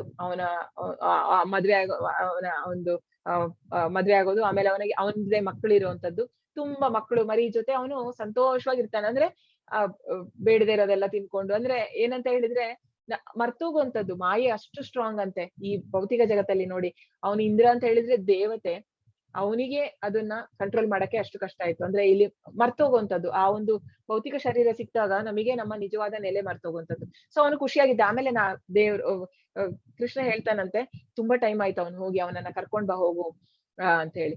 ಆಗ ನಾರದ ಮುನಿ ಬರುವಂತದ್ದು. ನಾರದ ಮುನಿ ಬಂದು ಹೇಳ್ತಾನೆ, ಬಾ ನೀನು ಬಾ, ನಮ್ಮ ಲೋಕಕ್ಕೆ ಹೋಗೋಣ, ನಿಂದು ಆಯ್ತು ಟೈಮ್ ಇಲ್ಲಿ, ಬಾ ನೀನು ಅಂತ ಹೇಳಿದ್ರೆ, ಇಲ್ಲ ನಾನು ಇಲ್ಲಿ ಸಂತೋಷವಾಗಿದ್ದೇನೆ, ನಾನ್ ಯಾಕೆ ಬರ್ಬೇಕು ನಿನ್ ಜೊತೆ, ನಾನ್ ಸಂತೋಷವಾಗಿದ್ದೇನೆ ಅಂತ ಅವನು ಹೇಳುವಂತದ್ದು. ಸೊ ಹಾಗೆ ಇದೊಂದು ಕತೆ. ಸೊ ಹಾಗಾಗಿ ಅದೇ ರೀತಿ ನಮಗೆ ಯಾವೊಂದು ದೇಹ ಸಿಗುತ್ತೆ ಅದರಲ್ಲಿ ನಾವು ಸಂತೋಷ ಪಡ್ತೀವಂತೆ. ಅದೇ ರೀತಿ ಆಸೆಗಳು, ನಮಗೆ ಏನ್ ಆಸೆ ಇರುತ್ತೋ ಅದನ್ನ ನಾವು ಆ ದೇಹದಲ್ಲಿ ಅನುಭವಿಸುವಂತದ್ದು.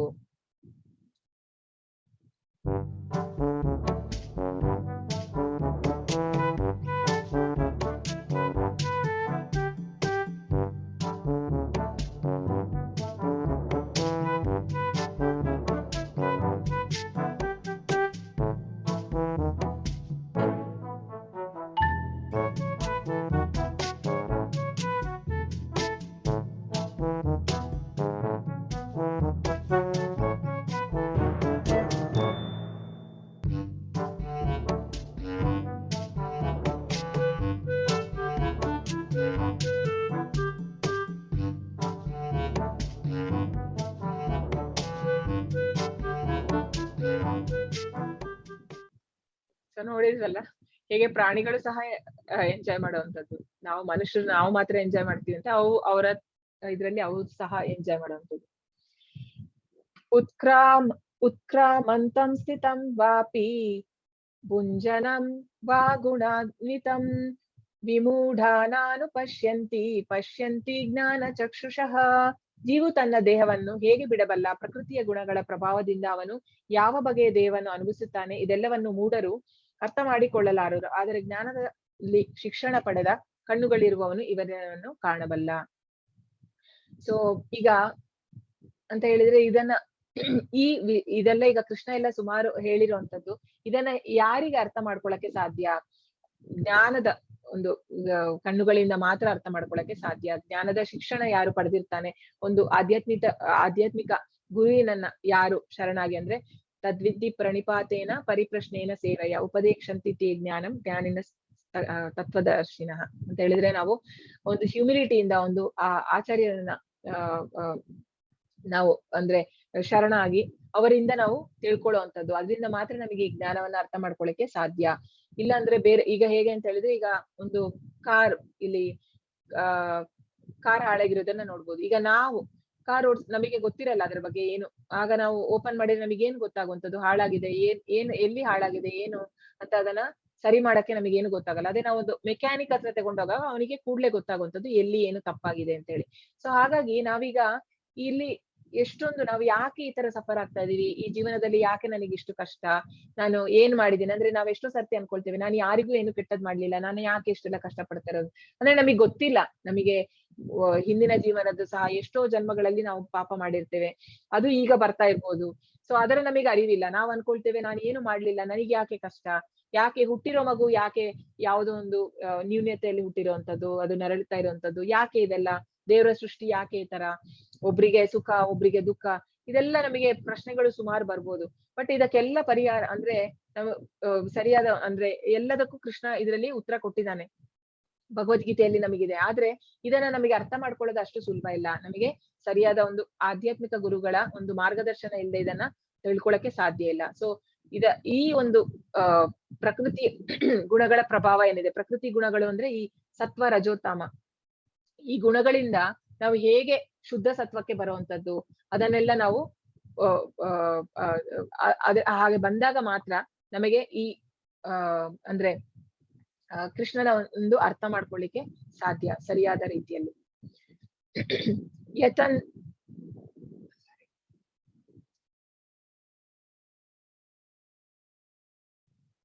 ಯತಂತೋ ಯೋಗಿನಶ್ಚೈನಂ ಪಶ್ಯಂತ್ಯಾತ್ಮನವಸ್ಥಿತಂ ಯತಂತೋಪ್ಯಕೃತಾತ್ಮಾನೋ ನೈನಂ ಪಶ್ಯಂತ ಚೇತಸಃ. ಆತ್ಮ ಸಾಕ್ಷಾತ್ಕಾರದಲ್ಲಿ ನೆಲೆಯಾಗಿದ್ದು ಪ್ರಯತ್ನ ಪಡುತ್ತಿರುವ ಆಧ್ಯಾತ್ಮಿಕವಾದಿಗಳು ಇದೆಲ್ಲವನ್ನು ಸ್ಪಷ್ಟವಾಗಿ ಕಾಣಬಲ್ಲರು. ಆದರೆ ಯಾರ ಮನಸ್ಸು ಬೆಳೆದಿಲ್ಲವೋ ಮತ್ತು ಯಾರು ಆತ್ಮ ಸಾಕ್ಷಾತ್ಕಾರದಲ್ಲಿ ನೆಲೆಯನ್ನು ಪಡೆದಿಲ್ಲವೋ ಅವರು ಪ್ರಯತ್ನ ಪಟ್ಟರೂ ಏನಾಗುತ್ತದೆ ಎನ್ನುವುದು ಕಾಣಲಾರರು. ಸೊ ಈಗ ನಾವು ಈ ಒಂದು ಜ್ಞಾನವನ್ನ ನಾವೀಗ ಬೇರೆ ಯಾರಿಗೆ ಹೇಳಿ, ಹೊರಗಿನ ಅವರಿಗೆ, ಅವ್ರು ಯಾರು ಇದನ್ನ ನಂಬೋದು ಇಲ್ಲ. ಹಾಗೂ ಆಧ್ಯಾತ್ಮಿಕತೆಯನ್ನ ಯಾಕೆ ಇಷ್ಟು ಬೇಗ ತಗೊಳ್ಳುವಂಥದ್ದು ಅವಶ್ಯಕತೆ ಇಲ್ಲ, ಇದು ತುಂಬಾ ಅಂದ್ರೆ ಪ್ರಾಯ ಆಗೋ ಟೈಮಲ್ಲಿ ವಯಸ್ಸಾದ್ಮೇಲೆ ಮಾಡುವಂಥದ್ದು ಹೀಗೆಲ್ಲ ಒಂದು ಇದೆ. ಆದ್ರೆ ಪ್ರಹ್ಲಾದ್ ಮಹಾರಾಜ್ ಹೇಳುವಂಥದ್ದೇನು, ಕೌಮಾರಂ ಆಚಾರತೋ ಪ್ರಜ್ಞಾ, ಸಣ್ಣ ವಯಸ್ಸಿಂದ ತಗೊಳ್ಬೇಕು ಆಧ್ಯಾತ್ಮಿಕತೆಯನ್ನ ಅಂತ ಹೇಳ್ಬಿಟ್ಟು. ಆದ್ರೆ ಇದರ ಅರಿವು ಯಾರಿಗೂ ಇಲ್ಲ. ಇಲ್ಲಿ ಕೃಷ್ಣ ಹೇಳುವಂಥದ್ದು, ಯಾರೊಂದು ಆತ್ಮ ಸಾಕ್ಷಾತ್ಕಾರ ನೆಲೆಯಲ್ಲಿ ಇರ್ತಾರೆ ಅವ್ರ ಹತ್ರ ಹೋದ್ರೆ ಮಾತ್ರ ನಮಗೆ ಇದನ್ನ ತಿಳಿಯುವಂಥದ್ದು. ಮೂಢರು ಇದನ್ನ ಯಾವತ್ತಿಗೂ ಅರ್ಥ ಮಾಡ್ಕೊಳಕ್ಕೆ ಸಾಧ್ಯ ಇಲ್ಲ. ನಾವು ಎಷ್ಟೋ ಜನಕ್ಕೆ ನಾವು ಹೇಳ್ತೀವಿ ಇದನ್ನ, ಕೃಷ್ಣ ಪ್ರಜ್ಞೆ ತಗೊಳ್ಳಿ ಇದರಿಂದ, ಅಥವಾ ಹರೇ ಕೃಷ್ಣ ಮಹಾಮಂತ್ರ ಹೇಳಿ ಒಳ್ಳೇದಾಗುತ್ತೆ, ಅಂದ್ರೆ ಜನ್ಮ ಮೃತ್ಯು ಜರ ವ್ಯಾಧಿಯಿಂದ ಹೊರಗೆ ಬರ್ಬೋದು. ಬಟ್ ಯಾರಿಗೂ ಇಂಟ್ರೆಸ್ಟ್ ಇಲ್ಲ. ನಾವ್ ಯಾಕೆ ಅದನ್ನೆಲ್ಲ ಮಾಡ್ಬೇಕು, ನಾನು ಇಲ್ಲಿ ಖುಷಿಯಾಗಿದ್ದೇನೆ, ನಾನು ಇಂದ್ರಿಯ ಸುಖದಲ್ಲಿ ಸಂತೋಷ ಪಡುವಂಥದ್ದು. ಆದ್ರೆ ಅವರಿಗೆ ಗೊತ್ತಿಲ್ಲ ಇದು ತಾತ್ಕಾಲಿಕ. ನಾವು ಒಂದಲ್ಲ ಅಂದ್ರೆ ನಾವು ಯಾಕೆ ಇಷ್ಟೊಂದು ಜನ್ಮಗಳ ಮೇಲೆ ಜನ್ಮ ತಗೊಳ್ತಾ ಇರೋದಕ್ಕೆ ಕಾರಣವೇ ನಮ್ಮ ಆಸೆಗಳು. ಅಂದ್ರೆ ಅತಿಯಾದ ಆಸೆಗಳಿಂದಾಗೆ ಆ ಆಸೆಗಳನ್ನ ಪೂರೈಸ್ಕೊಳಕ್ಕೆ ನಾವು ಬೇರೆ ಬೇರೆ ದೇಹಗಳನ್ನ ತಗೊಂಡು ಹೋಗ್ತಾ ಇರುವಂತದ್ದು, ಹಾಗೂ ಈ ಜನ್ಮ ಮೃತ್ಯು ಜರ ವ್ಯಾಧಿಯಲ್ಲಿ ಸಿಲುಕಿ ಹಾಕಿಕೊಂಡಿರುವಂತದ್ದು. ಸೊ ಬಟ್ ಈ ಜ್ಞಾನವನ್ನೆಲ್ಲ ನಾವು ಬೇರೆಯವರಿಗೆ ಹೇಳಿದ್ರೆ, ಅಯ್ಯೋ ಏನು ಮಾತಾಡ್ತಾ ಇದೀಯ ನೀನು ಅಂತ ನಮ್ಮನ್ನೇ ಬೈತಾರೆ. ಅಂದ್ರೆ ಹಾಗಾಗಿ ಇದು ಎಲ್ಲರಿಗೂ ಅರ್ಥ ಆಗುವಂತದ್ದಲ್ಲ. ಸೊ ಇದಕ್ಕೇನು ನಮಗೆ ಸಾಧು ಸಂಘದ ಮಹತ್ವ ನಾವ್ ಇದ್ರಲ್ಲಿ ಅರ್ಥ ಮಾಡ್ಕೋಬಹುದು. ಅಂದ್ರೆ ಈಗ ನಾವು ಈ ಭಕ್ತಿಯ ಸ್ಟೇಜಸ್ ಅಲ್ಲಿ ನೋಡಿದ್ರೆ ಶ್ರದ್ಧಾ, ಮೊದಲನೇದು ಶ್ರದ್ಧಾ. ಈಗ ನಾವೆಲ್ಲ ಈಗ ಶ್ರದ್ಧಾ ಇಟ್ಕೊಂಡು ಭಗವದ್ಗೀತೆ ಕಲಿಯಕ್ ಬಂದಿದ್ದೇವೆ. ಆದ್ರೆ ಇಲ್ಲಿಗೆ ಇದು ನಿಂತೋದ್ರೆ ಅದು ಕಂಟಿನ್ಯೂ ಆಗ್ಬೇಕಾದ್ರೆ ಏನ್ ಮಾಡ್ಬೇಕು, ನೆಕ್ಸ್ಟ್ ಬರುವಂತದ್ದು ಸಾಧು ಸಂಘ. ಸೊ ಸಾಧು ಸಂಘ ಅಂತ ಹೇಳಿದ್ರೆ ನಮ್ಮ ಭಕ್ತರ ಒಂದು ಸಂಘದಲ್ಲಿ ಇರುವಂತದ್ದು, ಹಾಗೂ ಅವರೊಟ್ಟಿಗೆ ನಾವು ಬೇರೆ ಪುಸ್ತಕಗಳನ್ನ ನೀವು ಒಟ್ಟಿಗೆ ಓದುವಂತದ್ದು. ಅಂದ್ರೆ ನಮ್ಗೀಗ ಭಕ್ತಿ ವೃಕ್ಷ ಅಂತೆಲ್ಲ ಇದೆ, ನೆಕ್ಸ್ಟ್ ಲೆವೆಲ್ ಅಲ್ಲಿ ಬರುವಂತದ್ದು. ಸೊ ನೀವು ನೆಕ್ಸ್ಟ್ ಲೆವೆಲ್ ಅಲ್ಲಿ ಹೋದಾಗ ನಿಮಗೆ ಗ್ರೂಪ್ಸ್ ಮಾಡ್ತೀವಿ. ಆ ಗ್ರೂಪ್ಸ್ ಅಲ್ಲಿ ನಿಮಗೆ ಒಂದು ಗ್ರೂಪ್ ಲೀಡರ್ ಇರ್ತಾರೆ. ಆ ಲೀಡರ್ ಆರ್ಗನೈಸ್ ಮಾಡ್ತಾರೆ. ಅಂದ್ರೆ ವಾರದಲ್ಲಿ 2 ದಿನ ಕ್ಲಾಸ್ ಇರುತ್ತೆ.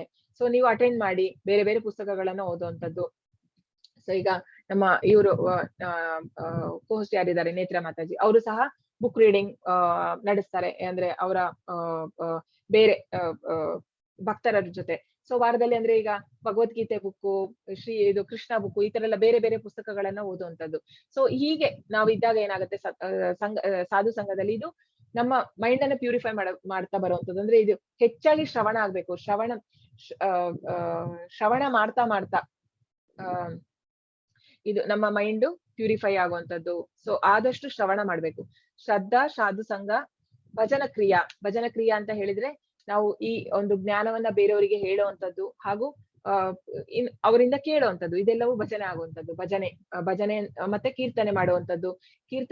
ಭಜನೆ ಅಂತ ಹೇಳಿದ್ರೆ ಕೀರ್ತನೆ ಮಾತ್ರ ಅಲ್ಲ, ನಾವು ಇದನ್ನ ಬೇರೆಯವರಿಗೆ ಈ ಜ್ಞಾನವನ್ನ ಹೇಳುವುದು ಸಹ ಭಜನ ಕ್ರಿಯೆಯಲ್ಲಿ ಬರುವಂತದ್ದು. ಅದೆಲ್ಲ ಮಾಡುವಾಗ ಏನಾಗುತ್ತೆ, ಅನರ್ಥ ನಿವೃತ್ತಿ. ನಮಗೆ ಬೇಡದ ಅಂದ್ರೆ ಅನ್ನೆಸೆಸರಿ ಡಿಸೈರ್ಸ್ ಏನಿದೆ ಅದೆಲ್ಲವೂ ನಾಶ ಆಗ್ತಾ ಬರುವಂತದ್ದು. ನಮಗೆ ಗೊತ್ತಾಗುತ್ತೆ. ನೀವೇ ಒಂದು ಏನಂತಾರೆ, ಒಂದು ಆನೆಸ್ಟ್ ಆಗಿ ಒಂದು ಪ್ರಯತ್ನ ಪಟ್ಟು ನೋಡಿ ಒಂದ್ಸರ್ತಿ. ಹರೇ ಕೃಷ್ಣ ಮಂತ್ರವನ್ನ ಹೇಳ್ತಾ ಹೇಳ್ತಾ ಬರೀ, ನಮಗೆ ಬೇಡದೇ ಇರುವಂತದ್ದೆಲ್ಲ, ಅಂದ್ರೆ ನಮಗೆ ಬೇಡ ಅನ್ಸುತ್ತೆ. ಅಂದ್ರೆ ಅನಗತ್ಯವಾಗಿರೋದು. ಈಗ ನಮಗೆ ಮೈಂಡ್ ಸಿಕ್ಕಾಪಟ್ಟೆ ಅಂದ್ರೆ ತುಂಬಾ ವಿಷಯಗಳಲ್ಲಿ ನಾವು ಅನವಶ್ಯಕವಾಗಿರೋ ವಿಷಯಗಳಲ್ಲೆಲ್ಲ ನಾವು ಮನಸ್ಸನ್ನ ಕೊಡ್ತಾ ಇದೀವಿ. ಆದ್ರೆ ಏನಾಗುತ್ತೆ, ನಾವು ಇದನ್ನ ಮಾಡ್ತಾ ಬರುವಾಗ ನಾವು ಅನ್ಕೊಳ್ಳುವಂಥದ್ದು ಇದಕ್ಕೆ ಟೈಮ್ ಬೇಕು ಅಂತ. ಆಕ್ಚುಲಿ ನೀವು 2 ಗಂಟೆ ಕೊಟ್ಟು ನೋಡಿ, ನಿಮ್ಮದು ಬೇರೆ ಟೈಮ್ ತುಂಬಾ ಅಂದ್ರೆ ಪ್ರಾಪರ್ ಆಗಿ ಸರಿಯಾಗಿ ನೀವು ಮ್ಯಾನೇಜ್ ಮಾಡ್ಬೋದು. ಆಕ್ಚುಲಿ ಭಕ್ತರೇ ಯಾರಿರ್ತಾರೆ ಅವರು ಹೈಯೆಸ್ಟ್ ತುಂಬಾ ಕೆಲಸ ಮಾಡುವಂತದ್ದು. ಅಷ್ಟು ನಾವು ಅನ್ಕೊಳ್ಳುವಂಥದ್ದು 2 ಗಂಟೆ ನನಗೆ ಟೈಮ್ ಇಲ್ಲ ಅಂತ. ಆದ್ರೆ ನೀವು 2 ಗಂಟೆ ಟೈಮ್ ಕೊಟ್ಟು ನೋಡಿ, ಕೃಷ್ಣ ನಮ್ಮ ಟೈಮ್ ಅನ್ನ ಎಷ್ಟು ಎಕ್ಸ್ಪ್ಯಾಂಡ್ ಮಾಡ್ತಾನೆ. ನಮಗೆ ಎಷ್ಟು ಟೈಮ್ ಸಿಗುತ್ತೆ ಅಂತ ಹೇಳಿದ್ರೆ ಬೇರೆ ಕೆಲಸಗಳಿಗೆ ಮಾಡೋದಕ್ಕೆ ಪ್ರಾಪರ್ ಆಗಿ, ಅಂದ್ರೆ ಆರ್ಗನೈಸ್ ಮಾಡಿ ನಾವು ಕೆಲಸ ಮಾಡಕ್ಕೆ ಸರಿಯಾದ ಒಂದು ಟೈಮ್ ಸಿಗುವಂತದ್ದು. ಬಟ್ ನಮಗೆ ಇದೆಲ್ಲ ಅರ್ಥ ಆಗುವಂತದ್ದು ಹೇಗೆ ಅಂತ ಹೇಳಿದ್ರೆ ನಾವು ಸಾಧು ಸಂಘದಲ್ಲಿ ಇರ್ಬೇಕು. ಆಗ ನಮಗೆ ಅನರ್ಥ ನಿವೃತ್ತಿ ಆಗತ್ತೆ. ಅದಾದ ಮೇಲೆ ಏನು, ನಮಗೆ ನಿಷ್ಠೆ ಅಂತ ಹೇಳಿದ್ರೆ ನಾನು ಸರಿಯಾಗಿ ಆ ಒಂದು ಸಂಘದಲ್ಲಿ ಅನರ್ಥ ನಿವೃತ್ತಿ ಆದ ಕೂಡಲೇ ನನಗೆ ಅದರಲ್ಲಿ ಒಂದು ನಂಬಿಕೆ, ದೃಢ ವಿಶ್ವಾಸ ಬರುವಂತದ್ದು. ನಾನು ಮಾಡೋ ಇದ್ರಲ್ಲಿ ಸಾಧನೆಯಲ್ಲಿ. ಆಗ ನಾನು ಸಾಧನೆಯನ್ನ ಇನ್ನೂ ನಿಷ್ಠೆಯಾಗಿ ಮಾಡುವಂತದ್ದು. ನಾನು ಇವತ್ತು ಸರಿಯಾಗಿ ಮಾಡ್ತೀನಿ. ಅದು ಹೇಗೆ ಮಾಡುವಂತದ್ದು, ನಾವು ಫುಲ್ಲು ಎನರ್ಜೆಟಿಕ್, ಉತ್ಸಾಹಾತ್ ನಿಶ್ಚಯಾತ್ ಧೈರ್ಯ ತತ್ತತ್ ಕರ್ಮ ಪ್ರವರ್ತನಾತ್ ಸಂಗತ್ಯಾಗಾತ್ ಸತೋ ವೃತ್ತಿ ಷಡ್ಭಿರ್ಭಕ್ತಿ ಪ್ರಸೀದತಿ. ಅಂದ್ರೆ ಉತ್ಸಾಹದಿಂದ ಮಾಡುವಂತದ್ದು ಆ ಭಕ್ತಿಯ ಸೇವೆಯನ್ನ. ಉತ್ಸಾಹಾತ್ ನಿಶ್ಚಯಾತ್ ಅಂದ್ರೆ ನಾನು ಸಾಧನೆ ಮಾಡೇ ಮಾಡ್ತೀನಿ ಅಂತ ಹೇಳಿ ಒಂದು ಇರುವಂತದ್ದು. ಧೈರ್ಯ ಪೇಶನ್ಸ್ ಇರ್ಬೇಕು. ಅಂದ್ರೆ ನಮಗೆ ಎಷ್ಟೋ ವರ್ಷಗಳಿಂದ ನಾವು ಇದನ್ನ ಅಂದ್ರೆ ಬೇರೆ ಬೇರೆ ಕರ್ಮಗಳಲ್ಲಿ ತೊಡಗಿದ್ದೇವೆ. ಈಗ ಸಡನ್ ಆಗಿ ನಾನು ಗ್ರೋ ಆಗ್ತಾ ಇಲ್ಲ. ಈಗ ನಮ್ಮ ಜೊತೆ ಈಗ ನಾನೀಗ ಕೆಲವರೊಬ್ರು 4-5 ವರ್ಷದಿಂದ ಮಾಡ್ತಾ ಇರ್ಬೋದು ಕೃಷ್ಣ ಪ್ರಜ್ಞೆ, ಇನ್ನೂ ಅಡ್ವಾನ್ಸ್ ಆಗಿಲ್ಲ. ಆದ್ರೆ ಒಬ್ರು 6 ತಿಂಗಳಲ್ಲಿ 1 ವರ್ಷದಲ್ಲಿ ಅಡ್ವಾನ್ಸ್ ಆಗ್ಬೋದು. ಹೇಗೆ ಸಾಧ್ಯ ಅಂತ ಹೇಳಿದ್ರೆ ಅವರದ್ದು ಹಿಂದಿನ ಜನ್ಮದ್ದೇನೋ ಒಂದು ಕರ್ಮ ಇರ್ಬೋದು, ಇಲ್ಲಾಂದ್ರೆ ಆತರ ಆಗಕ್ಕೆ ಸಾಧ್ಯ ಇಲ್ಲ. ಸೊ ಹಾಗಾಗಿ ಬಟ್ ನಾವು ಕಂಪೇರ್ ಮಾಡಿ ನಾವು ಡಿಪ್ರೆಷನ್ ಆಗಿ ಹೋಗ್ಬಾರ್ದು. ನನಗೆ ಯಾಕೆ ಆಗ್ಲಿಲ್ಲ, ಇಲ್ಲ ಎಲ್ಲರಿಗೂ ಆಗತ್ತೆ. ಬಟ್ ಅದಕ್ಕೆ ಹೇಳೋದು ಪೇಶನ್ಸ್ ಬೇಕಾದ್ರಲ್ಲಿ. ಈ ಭಕ್ತಿ ಮಾರ್ಗದಲ್ಲಿ ಮುಂದೆ ಬರೆಯಕ್ಕೆ ಪೇಶನ್ಸ್ ಬೇಕು ನಮಗೆ. ಯಾಕಂದ್ರೆ ನಮಗೆ ಬೇರೆಯವ್ರ ಲೈಫ್ ಗೊತ್ತಿಲ್ಲ, ಅವ್ರು ಯಾವ ತರ ಮಾಡಿದ್ದಾರೆ, ಅವ್ರು ಏನ್ ಮಾಡಿದ್ದಾರೆ ಅಂತ ಹೇಳಿ ಅವರ ಕರ್ಮಗಳ ಬಗ್ಗೆ. ಸೊ ನಾವು ಹಾಗೆ ಕಂಪ್ಯಾರಿಸನ್ ಯಾವತ್ತೂ ಮಾಡಬಾರ್ದು. ಉತ್ಸಾಹಾತ್ ನಿಶ್ಚಯ ತತ್ತತ್ ಕರ್ಮ ಪ್ರವರ್ತನ ಅಂತ ಹೇಳಿದ್ರೆ ಈ ರೆಗ್ಯುಲೇಟಿವ್ ಪ್ರಿನ್ಸಿಪಲ್ಸ್ ಏನಿದೆ, ಸಾಧನೆ ಏನಿದೆ ಅದನ್ನ ಮಾಡುವಂತದ್ದು. ಮತ್ತೆ ಸಂಘತ್ಯಾಗ ಸತೋವೃತ್ತಿ ಅಂದ್ರೆ ಬೇಡದ ಸಂಘವನ್ನ ತ್ಯಾಗ ಮಾಡ್ಬೇಕು. ಹಾಗೂ ಸತೋವೃತ್ತಿ ಅಂತ ಹೇಳಿದ್ರೆ ಆಚಾರ್ಯರು ಕೊಟ್ಟಿರುವಂತ ಒಂದು ಗೈಡ್ ಲೈನ್ಸ್ ಅಲ್ಲಿ ನಡೆಯುವಂತದ್ದು. ಇದನ್ನೆಲ್ಲ ಒಂದು ಕಡೆ ನಾವು ಸಾಧು ಸಂಘ ಮಾಡುವಂತದ್ದು, ಹಾಗೂ ಇನ್ನೊಂದು ಕಡೆ ಬೇಡದ ಸಂಘವನ್ನು ತ್ಯಾಗ ಮಾಡುವಂತದ್ದು.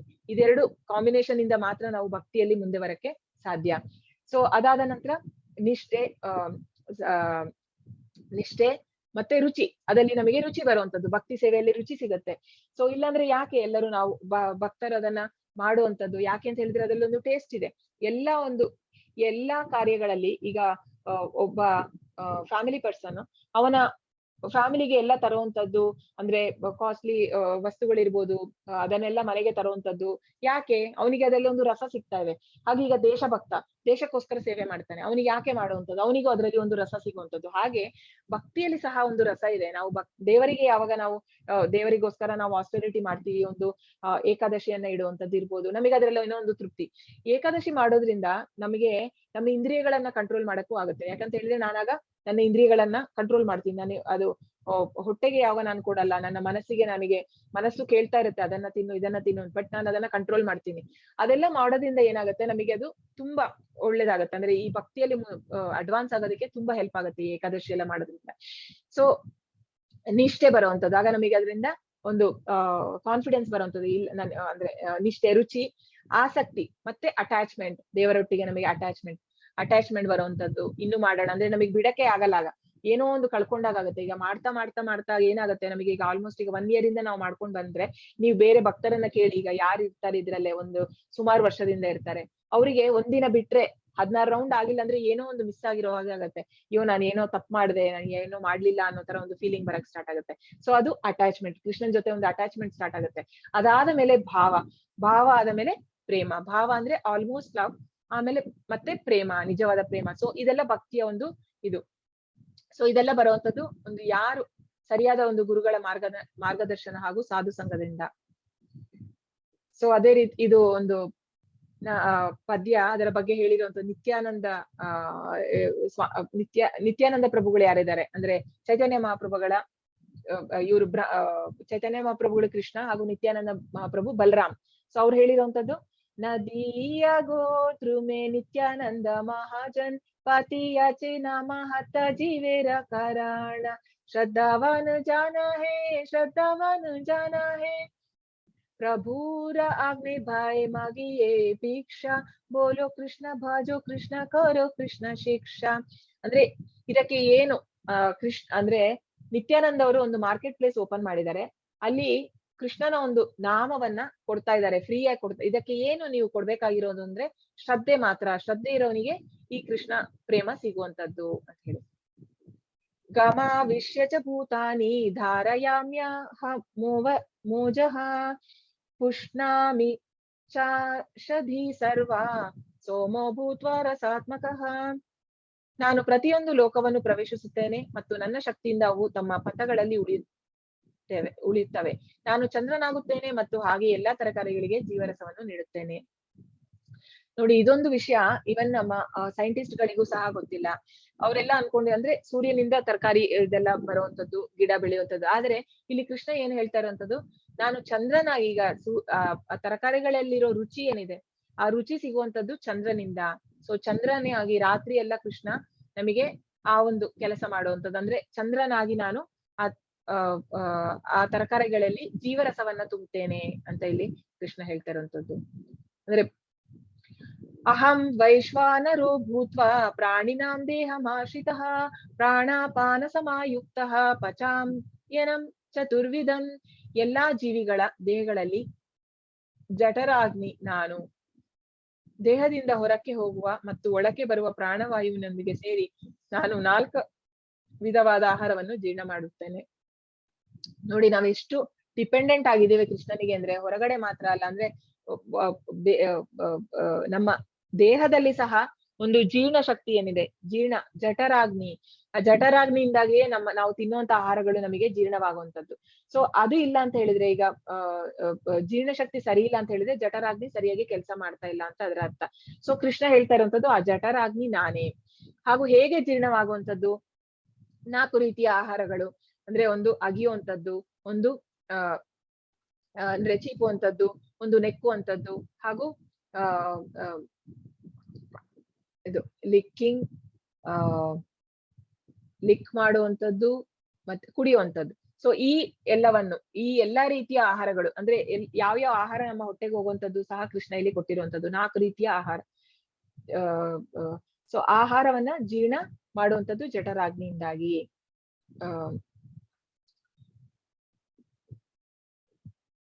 ಹಾಗೂ ಹೇಗೆ ಅದು ಜೀರ್ಣ ಆಗುವಂತದ್ದು ಅಂದ್ರೆ ನಾವು ಉಸಿರಾಡ್ತೀವಲ್ಲ, ಆ ಒಂದು ಪ್ರಾಣವಾಯು ಏನಿದೆ ಅದರಿಂದ ಜೀರ್ಣ ಆಗುವಂತದ್ದು ಅಂತ ಹೇಳಿ ಇಲ್ಲಿ ಕೃಷ್ಣ ಕೊಟ್ಟಿರುವಂತದ್ದು. ಸರ್ವಸ್ಯ ಚಾಹಂ ಹೃದಿ ಸನ್ನಿವಿಷ್ಟೋ ಮತ್ತ ಸ್ಮೃತಿ ಜ್ಞಾನಮಾಪೋಹನಂ ಚ ವೇದೈಶ್ಚ ಸರ್ವೈರಹಮೇವ ವೇದ್ಯೋ ವೇದಾಂತ ಕೃದ್ವೇದ ದೇಹ ಚ ವಿದೇವ ಚಾಹಂ. ನಾನು ಪ್ರತಿಯೊಬ್ಬರ ಹೃದಯದಲ್ಲಿ ನೆಲೆಸಿದ್ದೇನೆ. ಸ್ಮರಣೆ, ಜ್ಞಾನ ಮತ್ತು ಮರವು ನನ್ನಿಂದ ಬರುತ್ತದೆ. ಎಲ್ಲಾ ವೇದಗಳಿಂದ ತಿಳಿಯಬೇಕಾದುದನ್ನು ನಾನು. ವೇದಾಂತ ಕರ್ತೃ ನಾನು, ವೇದಗಳನ್ನು ತಿಳಿದವನು ನಾನು. ಸೊ ವೇದ ಕ್ರಿಯೇಟ್ ಮಾಡಿರುವಂತದ್ದೇ ಕೃಷ್ಣ. ವೇದೈಶ್ಚ ಸರ್ವೇ ಅಹಮೇವ ವೇದ್ಯೋ ಅಂತಾನೆ ಕೃಷ್ಣ. ಅಂದ್ರೆ ಎಲ್ಲಾ ವೇದಗಳಿಂದ ಗೊತ್ತಾಗ್ಬೇಕಾಗಿರುವಂತದ್ದೇನು? ಕೃಷ್ಣನನ್ನ ಅರಿಯುವಂತದ್ದು. ಸೊ ನಾನು ಎಲ್ಲರ ಹೃದಯದಲ್ಲಿದ್ದೇನೆ. ಸೊ ಕೃಷ್ಣನಿಂದ ನಮಗೆ ಬರುವಂತದ್ದು ಯಾವ್ದೆಲ್ಲ? ಸ್ಮರಣೆ ಇರ್ಬೋದು, ನಮ್ಮ ಜ್ಞಾನ ಹಾಗೂ ಮರವು. ನಮಗೀಗ ಕೆಲವೊಂದ್ಸತಿ ಮರ್ತೋಗುತ್ತೆ, ಬೇಕಾದ ಟೈಮಿಗೆ ನಮಗೆ ನೆನಪಾಗಲ್ಲ. ಸೊ ಇಲ್ಲಿ ಅಡಿಗೆ ಮಾಡೋದನ್ನ ನಾವು ನೋಡ್ತಾ ಇದೀವಿ. ಭಕ್ತರು ಅವರಿಗೆ ಹೇಗೆ ಅದನ್ನ, ಈಗ ನಾವು ಟೇಸ್ಟ್ ಮಾಡಲ್ಲ, ಕೃಷ್ಣನಿಗೆ ಮಾಡುವಾಗ ನಾವು ಟೇಸ್ಟ್ ಇಲ್ಲದೆ ಮಾಡಲ್ಲ. ಅದು ಹೇಗೆ ಮಾಡುವಂಥದ್ದು? ಎಲ್ಲದಕ್ಕೂ ಏನ್ ಹಾಕ್ಬೇಕು, ಸರಿಯಾದ ಪ್ರಪೋರ್ಷನ್ ಹಾಕುವಂಥದ್ದು ಎಲ್ಲ ಹೇಗೆ ಸಾಧ್ಯ? ಅದು ಸರಿಯಾದ ಜ್ಞಾನವನ್ನ ಕೃಷ್ಣ ಕೊಡುವಂಥದ್ದು, ಸ್ಮರಣೆಯನ್ನ. ಅಥವಾ ಸಮಟೈಮ್ಸ್ ನಮಗೆ ಅಡಿಗೆ ಮಾಡುವಾಗ ಉಪ್ಪು ಕಮ್ಮಿ ಆಗುವಂತ, ಅಂದ್ರೆ ಕೆಲವೊಂದು ಟೈಮ್ ನಮಗೆ ನೆನಪಾಗಲ್ಲ. ಸೊ ಅದೆಲ್ಲ ಬರುವಂತದ್ದು ಕೃಷ್ಣನಿಂದ. ಮತ್ತು ಈಗ ನಮಗೆ ಒಂದು ಜನ್ಮದಿಂದ ಇನ್ನೊಂದು ಜನ್ಮಕ್ಕೆ ಎಷ್ಟು ನಮಗೆ ಕ್ಯಾರಿ ಆಗತ್ತೆ, ಕೆಲವೊಂದು ನಮಗೆ ಎಲ್ಲ ನೆನಪಿಲ್ಲ. ಅದೆಲ್ಲ ಆ ಮರವು ಕೃಷ್ಣ ತೆಗ್ದಿರ್ತಾನೆ. ಯಾಕಂತ ಹೇಳಿದ್ರೆ ನಮ್ಮ ಜೊತೆ ಆ ಮೈಂಡ್, ಇಂಟೆಲಿಜೆನ್ಸ್, ಈಗೋ ಏನಿದೆ, ಬುದ್ಧಿ, ಅಹಂಕಾರ ಹಾಗೂ ಮನಸ್ಸು, ಈ ಮೂರು ನಮ್ಮ ಆತ್ಮ ಜೊತೆ ಕ್ಯಾರಿ ಆಗುವಂತದ್ದು ಇನ್ನೊಂದು ಜನ್ಮಕ್ಕೆ. ಆದರೆ ಅದಲ್ಲಿ ಕೆಲವೊಂದೆಲ್ಲ ಕೃಷ್ಣ ಯಾವ್ದು ಬೇಕೋ ಅದನ್ನ ಕೊಟ್ಟಿರ್ತಾನೆ, ಬೇಡದಿರೋದನ್ನ ಮರೆಸಿರ್ತಾನೆ. ಈಗ ನಾವು ಕೆಲವೊಂದು ನೋಡ್ತೀವಿ, ಚೈಲ್ಡ್ ಪ್ರಾಡಿಜಿ ಅಂತ ಹೇಳ್ತೀವಿ. ಅಂದ್ರೆ ಸಣ್ಣ ವಯಸ್ಸಲ್ಲೇ ಕೆಲವರಿಗೆ ತುಂಬಾ ಟ್ಯಾಲೆಂಟ್ ಇರ್ತಾರೆ. ನಾವು ನೋಡಿರ್ತೀವಿ, ಲೈಕ್ ಹೇಗೆ ಅವರು ಈಗ ಒಂದು ಸಂಗೀತದಲ್ಲಿ ಇರ್ಬೋದು ಅಥವಾ ಬೇರೆ ಬೇರೆ ಫೀಲ್ಡ್ ಅಲ್ಲಿ ತುಂಬಾ ಅಂದ್ರೆ ಹೇಗೆ ಅವ್ರು ಅಷ್ಟೇ ಎಕ್ಸ್ಪರ್ಟ್ಸ್ ಇರ್ತಾರೆ, ಮಕ್ಕಳು, ಸಣ್ಣ ಮಕ್ಕಳು ಅಂತ ಹೇಳಿದ್ರೆ ಅದೆಲ್ಲ ಬರುವಂತದ್ದು ಹಿಂದಿನ ಜನ್ಮದಿಂದ. ಕೃಷ್ಣ ಆ ಸ್ಮರಣೆಯನ್ನ ಕೊಟ್ಟಿರ್ತಾನೆ, ಅದರಿಂದ ಮಾತ್ರ ಇದು ಸಾಧ್ಯ. ಕೃಷ್ಣ ಹೇಳುವಂತದ್ದು, ನಾನು ಪ್ರತಿಯೊಬ್ಬರ ಹೃದಯದಲ್ಲಿ ನೆಲೆಸಿದ್ದೇನೆ. ಸೊ ಇನ್ನೊಂದು ಕಡೆ ಕೃಷ್ಣ ಹೇಳುವಂತದ್ದು, ನಾನು ಈಶ್ವರ ಸರ್ವಭೂತಾನಾಂ ಹೃದ್ದೇಶೂರ್ಜನ ತಿಷ್ಠತಿ. ಅಂದ್ರೆ ಈಶ್ವರ ಸರ್ವಭೂತಾನಾಂ, ನಾನು ಎಲ್ಲರ ಹೃದಯದಲ್ಲಿ ಇದ್ದೇನೆ ಅಂತ ಹೇಳಿ ಇನ್ನೊಂದು ಕಡೆ ಕೃಷ್ಣ ಹೇಳುವಂತದ್ದು.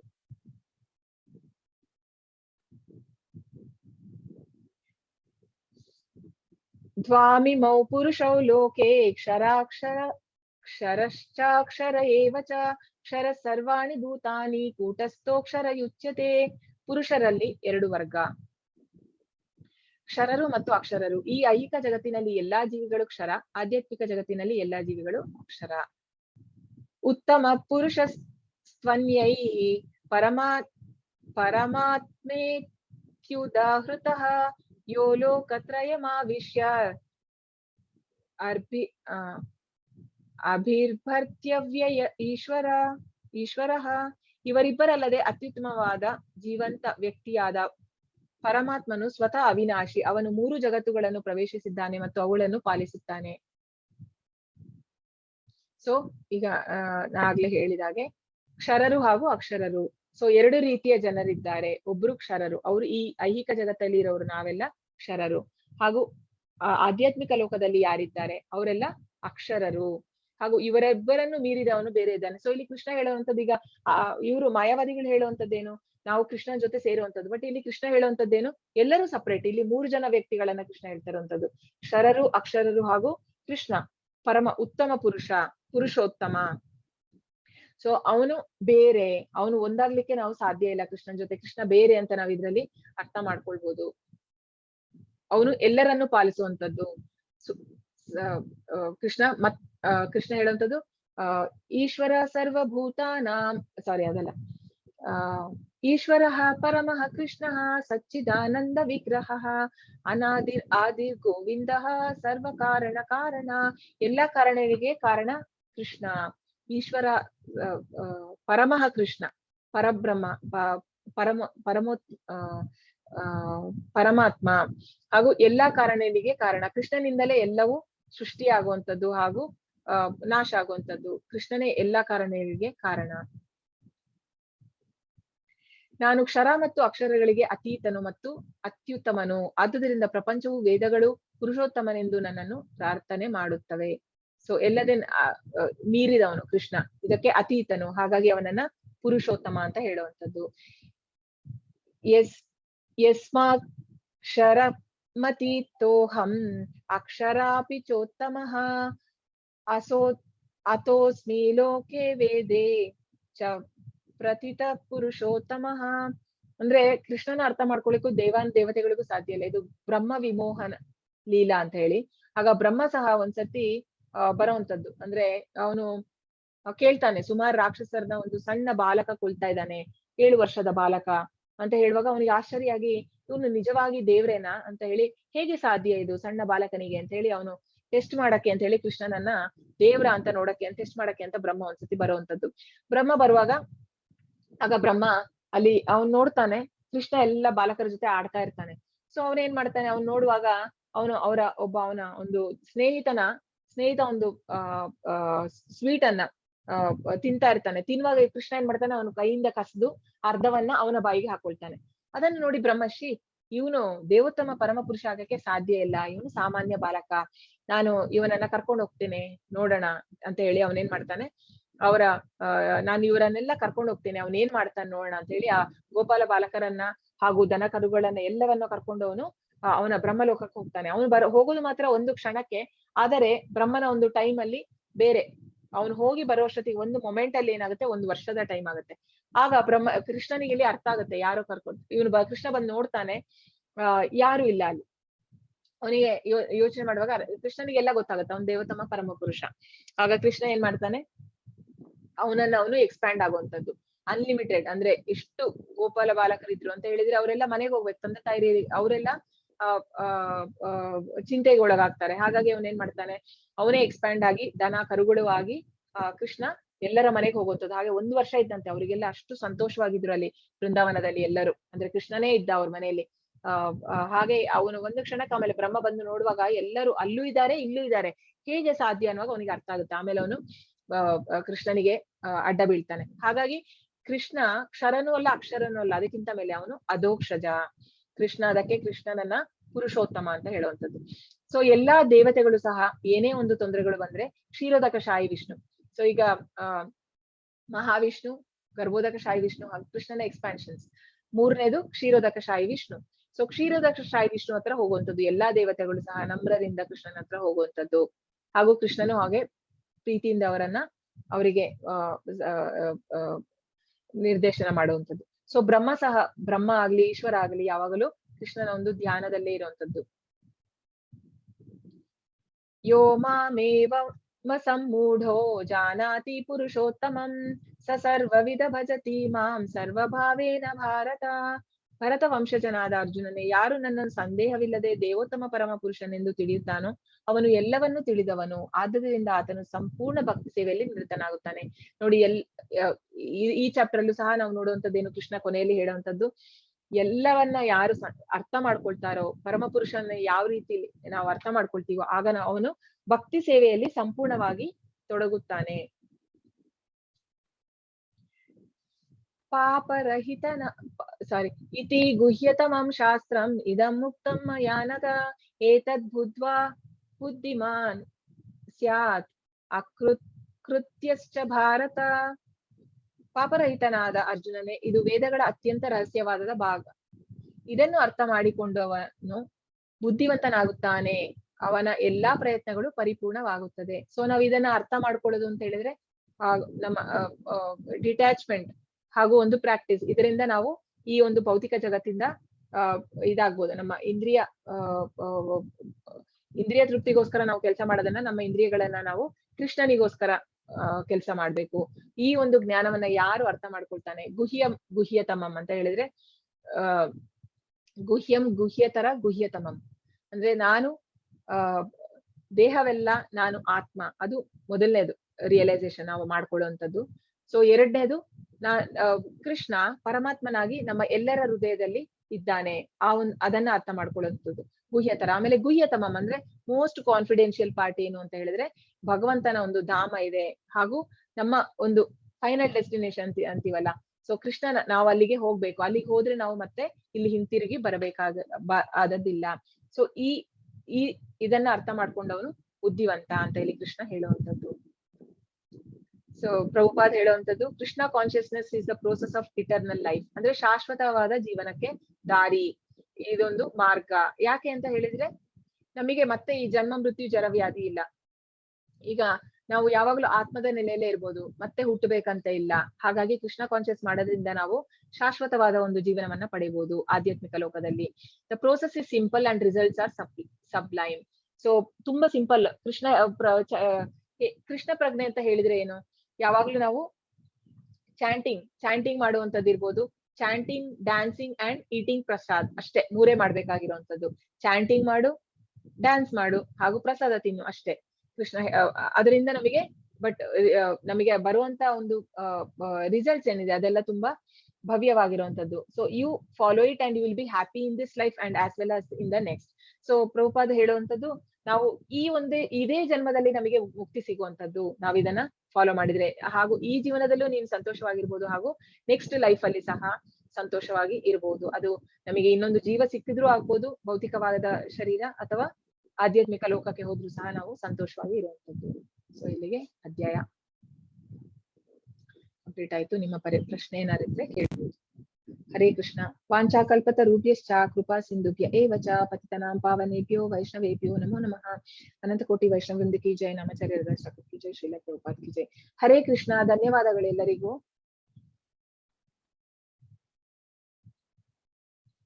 ಹರೇ ಕೃಷ್ಣ. ಹರೇ ಕೃಷ್ಣ. ಹರೇ ಹರೇ ಕೃಷ್ಣ. ಕೃಷ್ಣ. ಹರೇ ಕೃಷ್ಣ. ಹರೇ ಕೃಷ್ಣ. ಹರೇ ಕೃಷ್ಣ. ಹರೇ ಕೃಷ್ಣ. ಹರೇ ಕೃಷ್ಣ. ಹರೇ ಕೃಷ್ಣ. ಹರೇ ಕೃಷ್ಣ. ಹರೇ ಕೃಷ್ಣ. ಹರೇ ಕೃಷ್ಣ. ಹರೇ ಕೃಷ್ಣ. ಹರೇ ಕೃಷ್ಣ.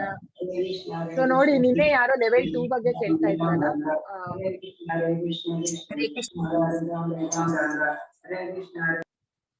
ಸೊ ನೋಡಿ, ಈ ಲೆವೆಲ್ 2 ಹೋಗ್ಬೇಕಾದ್ರೆ ಅದೊಂದು ಎಲಿಜಿಬಿಲಿಟಿ ಕ್ರೈಟೇರಿಯಾ ಇದೆ ಕೆಲವೊಂದು. ಅಂತ ಹೇಳಿದ್ರೆ ನಾವು ಕ್ಲಾಸ್ಗಳನ್ನ 80% ಅಷ್ಟು ನಾವು ಕ್ಲಾಸ್ ಅಟೆಂಡ್ ಮಾಡುವಂತದ್ದು, ಹಾಗೂ 1 ರೌಂಡ್ ಮಿನಿಮಮ್ ಜಪ ಮಾಡ್ಬೇಕು.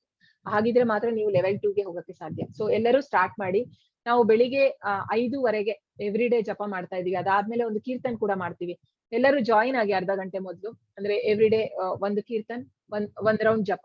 ಸೊ ನಿಮಗೆ ಅದು ಪ್ರಾಕ್ಟೀಸ್ ಆಗತ್ತೆ. ಸೊ ಹರೇ ಕೃಷ್ಣ.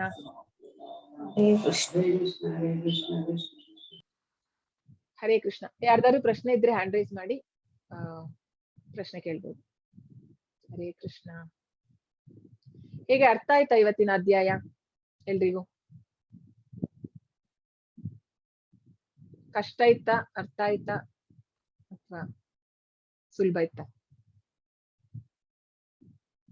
ಹರೇ ಕೃಷ್ಣ.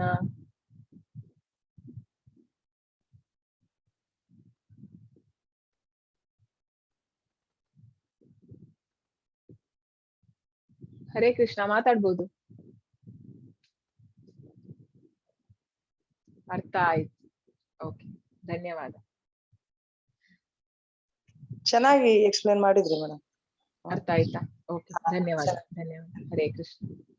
ಓಕೆ, ಹಾಗಿದ್ರೆ ಪ್ರಶ್ನೆ ಯಾರ್ದು ಇಲ್ಲ ಅಂತ ಹೇಳಿದ್ರೆ ನಾವು ಕ್ಲೋಸ್ ಮಾಡೋಣ.